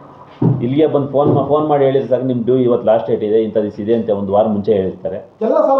ಎಲ್ಲ ಸಾಲಗಳು 99% ಇಲ್ಲೇ ಬಂದು ಕಟ್ತಾರೆ ಸರ್ ನಮ್ಮ ನಮ್ಮ ಕಡೆಯಿಂದ ಹೇಳ್ಸು ತೀರಾ ಆಗಿಲ್ಲ ಅಂದ್ರೆ ನಮ್ಮ ಡೈರೆಕ್ಟರ್ಗಳು ಅಧ್ಯಕ್ಷರುಗಳು ತಿಂಗಳ ಸರ್ ಮಂತ್ಲಿ ಮೀಟಿಂಗ್ ಅಂತ ಹೇಳಿದ್ನಲ್ಲ, ಅದರಲ್ಲಿ ನಾವು ಬಾಕಿ ಪಟ್ಟಿ ಅಂತ ಪ್ರಿಪೇರ್ ಮಾಡ್ತೀವಿ ಸರ್. ಯಾರ್ಯಾರು ಸುಸ್ತಿ ಉಳಿದಿದೆಯೋ ಅವ್ರಿಗೆ ಅಲ್ಲಿಂದನೇ ಕಾಲ್ ಮಾಡಿಸ್ಬಿಡ್ತೀವಿ ಸರ್. ಅಧ್ಯಕ್ಷರು ಕಾಲ್ ಮಾಡ್ತಾರೆ, ಡೈರೆಕ್ಟರ್ಗಳು ಕಾಲ್ ಮಾಡ್ತಾರೆ, ಅವ್ರವ್ರಿಗೆ ಸಂಬಂಧ ಇರ್ತಾರಲ್ಲ ಸರ್, ಮಾಡಿ ರಿಕವರಿ ಮಾಡಿಸ್ತಾರೆ. ಅಂಥದ್ದು 1% ಇರುತ್ತೆ ಅಷ್ಟೇ ಸರ್. 99% ಎಲ್ಲ ರಿಕವರಿ ನಿಜವಾಗ್ಲೂ ಭಿನ್ನ ಸರ್, ನಿಮ್ಮ ಸೊಸೈಟಿ ನಿಜವಾಗ್ಲೂ ಭಿನ್ನವಾಗಿದೆ ಸ್ಟೇಟಲ್ಲಿ. ಇದೆಲ್ಲ ಕೂಡ ವಿಭಿನ್ನವಾಗಿ ಕಾಣ್ತಾ ಇದೆ. ಯಾಕಂತಂದ್ರೆ ಎಷ್ಟೋ ಇದು ಕೋರ್ಟ್ಗೆ ತಿರುಗಿ ಸುಸ್ತಾಗಿರ್ತಾರೆ ಸಿಇಒಗಳು. ಬೆಳಗಾವಿ ಸರ್ ಇಷ್ಟನೇ ತಾರೀಕು ಬರಬೇಡಿ, ಡೇಟ್ ಇದೆ ಕೋರ್ಟಲ್ಲಿ, ಆ ಡೇಟ್ ಕೊಟ್ಟು ಬನ್ನಿ ಅಂತ ಹೇಳ್ತಾರೆ. ನಿಜವಾಗ್ಲೂ ಇದು ಗ್ರೇಟ್ನೆಸ್ ವಿಚಾರ. ನಂತರ ಇನ್ನೊಂದು ಏನಾಗುತ್ತೆ ಅಂತಂದ್ರೆ, ಇಲ್ಲಿ ನೀವು ಠೇವಣಿಯನ್ನು ಸ್ವೀಕರಿಸಬೇಕು. ಠೇವಣಿ ಸ್ವೀಕಾರ ಇದೆಯೋ ಸುಮ್ಮನೆ ತಂದು ಎರಡು ಬಂದು ಇಟ್ಟು ಹೋಗಲ್ಲ. ಠೇವಣಿ ಸ್ವೀಕರಿಸೋದು ತುಂಬಾ ದೊಡ್ಡ ವಿಚಾರ ಅದು ಸೊಸೈಟಿಗಳಲ್ಲಿ. ಯಾಕಂದ್ರೆ ನ್ಯಾಷನಲ್ ಬ್ಯಾಂಕಿಗೆ ಹೋಗ್ತಾರೆ ಠೇವಣಿ ಇಡ್ಲಿಕ್ಕೆ. ಸಾಲ ಕೊಡೋದು ಈಸಿ ಸರ್, ಠೇವಣಿ ಸ್ವೀಕರಿಸೋದು ಭಾರಿ ಕಷ್ಟ. ಯಾಕಂದ್ರೆ ಇಲ್ಲಿ ಸಾಲ ತಗೊಂಡು ನ್ಯಾಷನಲ್ ಬ್ಯಾಂಕ್ ಕೊಡ್ತಾರೆ ಇಡ್ಲಿಕ್ಕೆ. ಸೊ ನಿಮ್ಮ ಬ್ಯಾಂಕ್ ಹೇಗಿದೆ ಠೇವಣಿ ಸ್ವೀಕಾರ? ಅವರೇ ವಾಲಂಟಿಯರ್ ಬರ್ತಾರಾ? ಡೀಟೇಲ್ಸ್ ಕೊಡೋದು ಠೇವಣಿ ಬಗ್ಗೆ, ಎಷ್ಟು ಠೇವಣಿ ಇದೆ ಡೀಟೇಲ್ಸ್ ಕೊಡೋದು ಸರ್. ಠೇವಣಿ ಸ್ವೀಕರಿಸೋದು ತುಂಬಾ ಕಷ್ಟನೇ, ನಾವು ಸ್ವಲ್ಪ ತಿಳ್ಕೊಳ್ತೀವಿ ಸರ್. ಈಗ ಸ್ವಲ್ಪ ರೋಡಿಗೆ ಮತ್ತೆ ಚಾನಲ್ಗೆಲ್ಲ ನಮ್ಮವ್ರದ್ದು ದುಡ್ಡು ಹೋಯ್ತು ಸರ್. ಇಂಥವ್ರನ್ನ ಸ್ವಲ್ಪ ಕಲೆ ಹಾಕಿ ಸರ್, ಯಾವ ತರ ಅವರಿಂದ ಠೇವಣಿ ಸ್ವೀಕರಿಸಬಹುದು ಅಂತ ನೋಡಿ ಅವ್ರ ಹತ್ರ ಕಾಂಟ್ಯಾಕ್ಟ್ ಅಲ್ಲಿ ಪರಿಹಾರ ಬಂದಿರೋರು ಅಂತವ್ರನ್ನೆಲ್ಲ ನೋಡ್ತೀವಿ ಸರ್. ಮತ್ತೆ ಮಾಸ್ಟರ್ಗಳು ರಿಟೈರ್ಡ್ ಆಗಿರ್ತಾರೆ ಸರ್, ಪೆನ್ಷನ್ ಬಂದಿರುತ್ತೆ ಅಂದ್ರೆ ರಿಲೀಸ್ ಆಗಿರುತ್ತಲ್ಲ ಸರ್, ರಿಟೈರ್ಡ್ ಆದಾಗ ಏನೇನು ಸ್ಕೀಮಲ್ಲಿ ಅವರೆಲ್ಲ ನೋಡಿ ಒಳ್ಳೆ ರೀತಿ ಬಡ್ಡಿ ಇದೆ ಅಂತ ಅವ್ರಿಗೆ ಸ್ವಲ್ಪ ಕನ್ವಿನ್ಸ್ ಮಾಡ್ತೀವಿ ಸರ್. ಏನು ಹೇಳೋದಿದೆ ನಮ್ಮ ಕಡೆಯಿಂದ ಎಲ್ಲ ಹೇಳಿಸಿ ನಾವು ಒಳ್ಳೆ ತರ ಠೇವಣಿ ಸಂಗ್ರಹ ಮಾಡ್ಕೊಂಡು ಅವರಿಗೆ ಒಂದು ಬಾಂಡ್ ತರ ಕೊಡ್ತೀವಿ ಸರ್. ಅದನ್ನ ಅವ್ರು ವರ್ಷ ರಿನಿವಲ್ ಮಾಡೋ ತರನೂ ಮಾಡ್ಕೊಂಡು ಹೋಗ್ಬೋದು, ಇಲ್ಲ ಅದನ್ನೇ ಕಂಟಿನ್ಯೂ ಮಾಡ್ಕೊಂಡು ಹೋಗ್ಬೋದು ಸರ್. ಸೊ ಏನಂತಂದ್ರೆ ನೋಡಿ, ಕೆಲವೇಳೆ ಮೊದಲಿಗೆ ಸಾಲ ಕೊಡಬೇಕು ಅಂತ ಬೈಲಾದಲ್ಲಿದ್ದ, ಅದು ಗೋಣಿಕೊಪ್ಪ ಸೊಸೈಟಿಯನ್ನು ಹೊರತುಪಡಿಸಿ ಅಲ್ಲಿ ಅವರು ಬೈಲಾದಲ್ಲಿ ಇಟ್ಕೊಂಡಿದ್ದಾರೆ. ಸಾಲ ಕೊಡಬೇಕು ಅಂತ ಬೈಲಾದಲ್ಲಿ ಇರಲ್ಲ, ಆದ್ರೂ ಕೂಡ ಸಾಕಷ್ಟು ಸಂಘ ಸಹಾಯ ಮಾಡ್ತವೆ. ಅದು ಬೇರೆ ಯಾವುದೋ ಅವ್ರಿಗೆ ಸಾಲವನ್ನು ಕೊಡ್ತವೆ. ಇಲ್ಲಿ ಏನಾಗುತ್ತೆ ಅಂದ್ರೆ ನೋಡಿ, ಸಾಲ ಮದುವೆ 10ನೇ ತಾರೀಕಿದೆ ಅಂದ್ರೆ ಆತ 10ನೇ ತಾರೀಕು ಒಳಗೆ ನೀವು ಅವರಿಗೆ ಸಾಲವನ್ನು ಕೊಡ್ಬೇಕಾಗುತ್ತೆ. 10ನೇ ತಾರೀಕು ಕಳೆದ ಸಾಲ ಕೊಟ್ಟರೆ ಪ್ರಯೋಜನ ಇಲ್ಲ. ನಿಮ್ಮಲ್ಲಿ ಏನಾಗುತ್ತೆ, ಮೀಟಿಂಗ್ ಆಗಬೇಕು, ಮೀಟಿಂಗ್ ಅಲ್ಲಿ ಅನುಮತಿ ತಗೊಂಡ ನಂತರ ನಾವು ಸಾಲವನ್ನು ಪಾಸ್ ಮಾಡಿ ನಂತರ ಸಾಲ ಕೊಡ್ಬೇಕಾಗುತ್ತೆ. ಇದಕ್ಕೋಸ್ಕರ ಕೆಲವು ಕಡೆ ಸಾಲ ಸಮಿತಿ ಅಂತ ಇರುತ್ತೆ, ಇಲ್ಲ ತುರ್ತು ಮೀಟಿಂಗ್ ಅಂತ ಮಾಡ್ತಾರೆ. ನಿಮ್ಮಲ್ಲಿ ಹೇಗಿದೆ ಅಂತ ತುರ್ತು ಸಂದರ್ಭದಲ್ಲಿ ಸಾಲವನ್ನು, ಅದು ಮದುವೆ ಅಂತಲೇ ಯಾವ್ದಾದ್ರು ತುರ್ತು ಸಾಲವನ್ನು ಕೊಡ್ಬೇಕಾದ್ರೆ ಸಿಇಒಗೆ ಅದರ ಅಧಿಕಾರವನ್ನು ಕೊಟ್ಟಿರ್ತೀರಾ, ಹೇಗೆ ಸರ್ ಡೀಟೇಲ್ಸ್ ಕೊಡೋದು? ಅಲ್ಲ, ಆ ಥರ ಸಂದರ್ಭ ಇವತ್ತಿನವರೆಗೂ ಯಾವುದೂ ಬಂದಿಲ್ಲ ಸರ್. ಅದು ತುರ್ತು ಪರಿಸ್ಥಿತಿ ನನಗೆ ಯಾವುದೂ ಆಗಿಲ್ಲ. ನಮ್ಮ ಬೋರ್ಡ್ ಮೀಟಿಂಗಲ್ಲಿ ಪಾಸ್ ಮಾಡಿ ಅದನ್ನ ಮಾಡಿದ್ವಿ, ಪ್ಲ್ಯಾಂಡಾಗೆ ಮಾಡಿದ್ವಿ. ಒಂದು ತಿಂಗಳು ಮುಂಚೆಯಿಂದನೂ ಯಾವ್ಯಾವ ಅರ್ಜಿಗಳು ಬರುತ್ತಲ್ಲ ಸರ್, ಅವ್ರಿಗೆ ಹೇಳಿರ್ತೀವಿ ನಾವು ಮೀಟಿಂಗ್ ಆಗದಲ್ಲೇ ಯಾವುದು ಅರ್ಜೆನ್ಸಿಲಿ ಮಾಡಲ್ಲ, ಸೊ ನೀವು ದಯವಿಟ್ಟು ಕಾಯ್ಬೇಕಾಗುತ್ತೆ ಅಂತ ಅವ್ರನ್ನ ಕನ್ವಿನ್ಸ್ ಮಾಡಿ ಮೀಟಿಂಗ್ ಅಲ್ಲಿ ಇಟ್ಬಿಟ್ಟೆ ಮಾಡ್ತೀವಿ ಸರ್. ಆ ಥರನೇ ಸಾಲ ನಮ್ಮ ಬೋರ್ಡ್ ಎಲ್ಲರ ಗಮನಕ್ಕೂ ಬಂದೇ ಪಾಸ್ ಆಗುತ್ತೆ. ಮತ್ತೆ ನೀವು ಸಮಿತಿ ಬಗ್ಗೆ ಕೇಳಿದ್ರಿ ಸರ್, ನಾವು 3 ಸಮಿತಿ ರಚನೆ ಮಾಡ್ಕೊಂಡಿದೀವಿ ಸರ್. ಸಾಲ ಸಮಿತಿ, ಬಂಕ್ ನಿರ್ವಹಣಾ ಸಮಿತಿ, ಮತ್ತೆ ಇದು ಗೊಬ್ಬರ ಪಡಿತರ ಇತರೆ ವ್ಯಾಪಾರ ಸಮಿತಿ ಅಂತೆಲ್ಲ ಕ್ರಿಯೇಟ್ ಮಾಡ್ಕೊಂಡು ಅವ್ರನ್ನ ಜಾಸ್ತಿ ಎಂತಿಂತದಕ್ಕೆ ವಹಿಸ್ಬಿಟ್ಟಿರ್ತೀವಲ್ಲ ಸರ್, ಅವರು ಸ್ವಲ್ಪ ಅದ್ರ ಬಗ್ಗೆ ಇನ್ವಾಲ್ವ್ ಆಗಿ ನೋಡ್ತಿರ್ತಾರೆ, ಮಾಡ್ತಿರ್ತಾರೆ ಸರ್. ಇನ್ನೊಂದು ಸ್ಪೆಸಿಫಿಕ್ ಆಗಿ ನಾನು ಹೇಳ್ಬೇಕು ಅಂದ್ರೆ ಸರ್, ಬೆಳೆ ಸಾಲ ತಗೊಂಡಿರೋರಿಗೆ ನಾವು ಮರಣ ನಿಧಿ ಅಂತ ಕೊಡ್ತೀವಿ ಸರ್. ಯಾವ ಸೊಸೈಟಿಗೂ ಇದಿಲ್ಲ. ಒಂದು ಹೆಡ್ಡಿಗೆ 5,000 ಮರಣ ನಿಧಿ ಕೊಡ್ತೀವಿ ಸರ್. ಮೃತರಾಗಿರ್ತಾರಲ್ಲ ಸರ್, ನಮ್ಮಲ್ಲಿ ಬೆಳೆ ಸಾಲ ತಗೊಂಡಿರ್ತಾರೆ, ಆಕಸ್ಮಿಕವಾಗಿ ಸಾವಪ್ಪತ್ತಾರೆ ಸರ್. ಅದು ಆಕಸ್ಮಿಕ ಆಗ್ಲಿ ಅನಿರೀಕ್ಷಿತ ಆಗ್ಲಿ ಯಾವುದೇ ರೀತಿ ಡೆತ್ ಆದ್ರೂ ನೋಡಿ ಸರ್, ನಾವೇ ಖುದ್ದಾಗಿ ಸರ್, ಅಧ್ಯಕ್ಷರು ನಾನಿದ್ರೆ ನಾನೇ ಹೋಗಿ ಆ ಸ್ಪಾಟ್ ವಿಸಿಟ್ ಮಾಡಿ ಸರ್, ಅಲ್ಲೇನೆ ಅವ್ರಿಗೆ ಇದನ್ನ ಮಾಡ್ಬಿಟ್ಟು 5,000 ಕೊಟ್ಬಿಟ್ಟು ಬರ್ತೀವಿ ಸರ್. ಮರಣ ನಿಧಿ ಅಂತ ಹಾ ಸರ್, ನಾವು ಬಂದಿರೋ ಲಾಭದಲ್ಲಿ ಲಾಭದಲ್ಲಿ ಇಷ್ಟು ಪರ್ಸೆಂಟ್ ಅಂತ ಎತ್ತಿಟ್ಟಿದೀವಿ ಸರ್. ಅದಕ್ಕೋಸ್ಕರನೇ ಕಾಂಟ್ರಿಬ್ಯೂಷನ್ ಅಂತ ಎತ್ತಿಟ್ಟಿದೀವಿ ಸರ್. ಅದ್ರ ಮೂಲಕನೂ ಅಷ್ಟೇ ಸರ್, ದೇವಸ್ಥಾನಗಳು ಏನಾದ್ರು ಜೀರ್ಣಕ್ರಿಯೆ ಮಾಡಿ ಹೊಸದಾಗಿ ಏನಾದ್ರು ಮಾಡ್ತಿರ್ತಾರೆ, ಅದಕ್ಕೆ ಕೊಡ್ತೀವಿ ಸರ್. ಕಾಂಟ್ರಿಬ್ಯೂಷನ್ ಅಂತ ಇಟ್ಟಿದ್ದೀವಿ. ಸ್ಕೂಲ್ ಮಕ್ಕಳಿಗೆ ಸ್ಕಾಲರ್ಶಿಪ್ ಕೊಡೋಕೋಸ್ಕರ ಕಾಂಟ್ರಿಬ್ಯೂಷನ್ ಕೊಡ್ತಾ ಇದೀವಿ. ಆಮೇಲೆ ಸ್ವಾತಂತ್ರ್ಯ ದಿನಾಚರಣೆ ಆಚರಿಸ್ತೀವಿ ನಮ್ಮಲ್ಲಿ ಸರ್. ಸೆಪರೇಟ್ ಆಗಿ ಸ್ವಾತಂತ್ರ್ಯ ದಿನಾಚರಣೆ, ಗಣರಾಜ್ಯೋತ್ಸವ ಆಚರಿಸೋ ಪದ್ಧತಿ ಇಲ್ಲ ಸರ್. ಎಲ್ಲ ಸ್ಕೂಲಲ್ಲಿ ಮಾಡೋದ್ರಿಂದ ಸ್ಕೂಲಿಗೆ ಫಂಡ್ಸ್ ಕೊಡ್ತೀವಿ ಸರ್. ನೀವು ನಿಮ್ ಕಡೆಯಿಂದ ಮಾಡಿ ಅಂತ ನಾವೇನ್ ಮಾಡ್ಬೋದು, ನಮ್ಮ ಸಂಘ ಸಂಸ್ಥೆಯಲ್ಲಿ ಬಾವುಟ ಆರಿಸಿ ಸಿಹಿ ಹಂಚ್ಕೊಂಡು ಅಷ್ಟೇ ಸರ್. ಬಟ್ ಒಟ್ಟಿಗೆ ಸೇರಿ ಒಂದು ದೊಡ್ಡ ಗ್ರೌಂಡ್ ಅಲ್ಲಿ ಎಲ್ಲ ಜೋರಾಗಿ ಅದ್ದೂರಿಯಾಗಿ ಮಾಡ್ತೀವಿ ಸರ್. ಎಲ್ಲ ಹೊಂದಾಣಿಕೆಯಿಂದ ಎಲ್ಲ ಜಯಂತಿನೂ ಆಚರಿಸ್ತೀವಿ ಸರ್. ಎಲ್ಲಾನು ಮಾಡ್ತೀವಿ. ಇಂಥದ್ದು ಅಂಬೇಡ್ಕರ್ ಜಯಂತಿಯಿಂದ ಹಿಡಿದು ಸ್ವತಂತ್ರ ದಿನಾಚರಣೆಯಿಂದ ಹಿಡಿದು ಎಲ್ಲಾನು ನಾವು ಆಚರಿಸ್ತೀವಿ ಸರ್. ಜೊತೆಗೆ ಇನ್ನೊಂದೇನಾಗುತ್ತೆ ಅಂದ್ರೆ ಮೀಟಿಂಗ್ಗಳು, ಮಾಸಿಕ ಸಭೆ ಏನಿರುತ್ತೆ, ಈ ಮಾಸಿಕ ಸಭೆ ತುಂಬಾ ಇಂಪಾರ್ಟೆಂಟ್. ಒಂದು ಬ್ಯಾಂಕ್ ಬೆಳೀಲಿಕ್ಕೆ, ನೀವು ಬ್ಯಾಂಕ್ ಏನೋ ಚೆನ್ನಾಗಿ ಬೆಳೀತಾ ಇರ್ತೇವೆ, ನೀವು ಮಾಸಿಕ ಸಭೆ ಕಟ್ಟ ನಡ್ಕೊಂಡಿರುತ್ತೆ. ಸೊ ಹಾಗಾಗಿ ನಿಮ್ಮಲ್ಲಿ ಎಷ್ಟು ಸಭೆಯನ್ನ ಮಾಡ್ತೀರಾ ವರ್ಷಕ್ಕೆ? ಯಾಕೆ ಸರ್ಕಾರ ಇರುತ್ತೆ 10ರಿಂದ 12 ಸಭೆಯನ್ನು ಮಾಡಲೇಬೇಕು ಅಂತ, ನಿಮ್ಮಲ್ಲಿ ಎಷ್ಟು ಮೀಟಿಂಗ್ ಆಗುತ್ತೆ? ಪ್ರತಿ ತಿಂಗಳು ಮೀಟಿಂಗ್ ಆಗುತ್ತೆ. 12 ಸಭೆ ಜಮಾ ಖರ್ಚು, ತಾಳೆ ಎಲ್ಲ ಇದು ಮಾಡ್ತಾರೆ ಸರ್. ಎಲ್ಲ ಕೇಳ್ತಾರೆ ಸರ್. ಈ ತಿಂಗಳು ಇಷ್ಟು ಗೊಬ್ಬರ ತರಿಸಿದ್ರೆ, ಇಷ್ಟು ಬಾಡಿಗೆ ಅಮಾಲಿ ಯಾಕೆ ಖರ್ಚಾಯ್ತು ಎಲ್ಲ ನೋಡ್ತಾರೆ ಸರ್. ಎಲ್ಲ ವ್ಯವಹಾರನೂ ಚೆಕ್ ಮಾಡ್ತಾರೆ, ಎಲ್ಲ ನೋಡ್ತಾರೆ. ಯಾವ ಗೊಬ್ಬರ ಬಂತು ಅಂತ ನೋಡ್ತಾರೆ ಸರ್. ಅನ್ಲೋಡ್ ಆಗ್ಬೇಕಾದ್ರೆ ಹೆಚ್ಚು ಕಮ್ಮಿ ನಮ್ಮ ಡೈರೆಕ್ಟರ್ಗಳು ಬಂದು ನಿಂತ್ಕೊಂಡು ನೋಡಿ ಅನ್ಲೋಡ್ ಮಾಡಿಸ್ತಾರೆ. ಎಲ್ಲ ಕೆಲಸದಲ್ಲೂ ಅಷ್ಟೇ ಸರ್, ಇನ್ವಾಲ್ವ್ ಆಗಿ ಬಂದು ನಿಂತ್ಕೊಂಡು. ನಾನು ಯಾಕಂದ್ರೆ ಸಿಒ ಲೇಡಿ ಅಂದ್ಬಿಟ್ಟು ಅವರು ಒಂದ್ ಸ್ವಲ್ಪ ಇದಾಗಿ ಯೋಚನೆ ಮಾಡಿ ಎಲ್ಲ ಅವರೇ, ನಮ್ಗೆ ಏನು ರಿಸ್ಕ್ ಕೊಟ್ಟಿಲ್ಲ ಸರ್. ಇರೋದು ಹೇಳ್ಬೇಕು, ಏನಕ್ಕೂ ರಿಸ್ಕ್ ಕೊಟ್ಟಿಲ್ಲ ಸರ್. ಎಲ್ಲ ಅವ್ರು ನಿರ್ವಹಿಸ್ತಾ ಇರೋದ್ರಿಂದಾನೇ ನಾವು ಇಷ್ಟು ಚೆನ್ನಾಗಿ ನಡ್ಕೊಂಡು ಹೋಗ್ತಿರೋದು ಸರ್.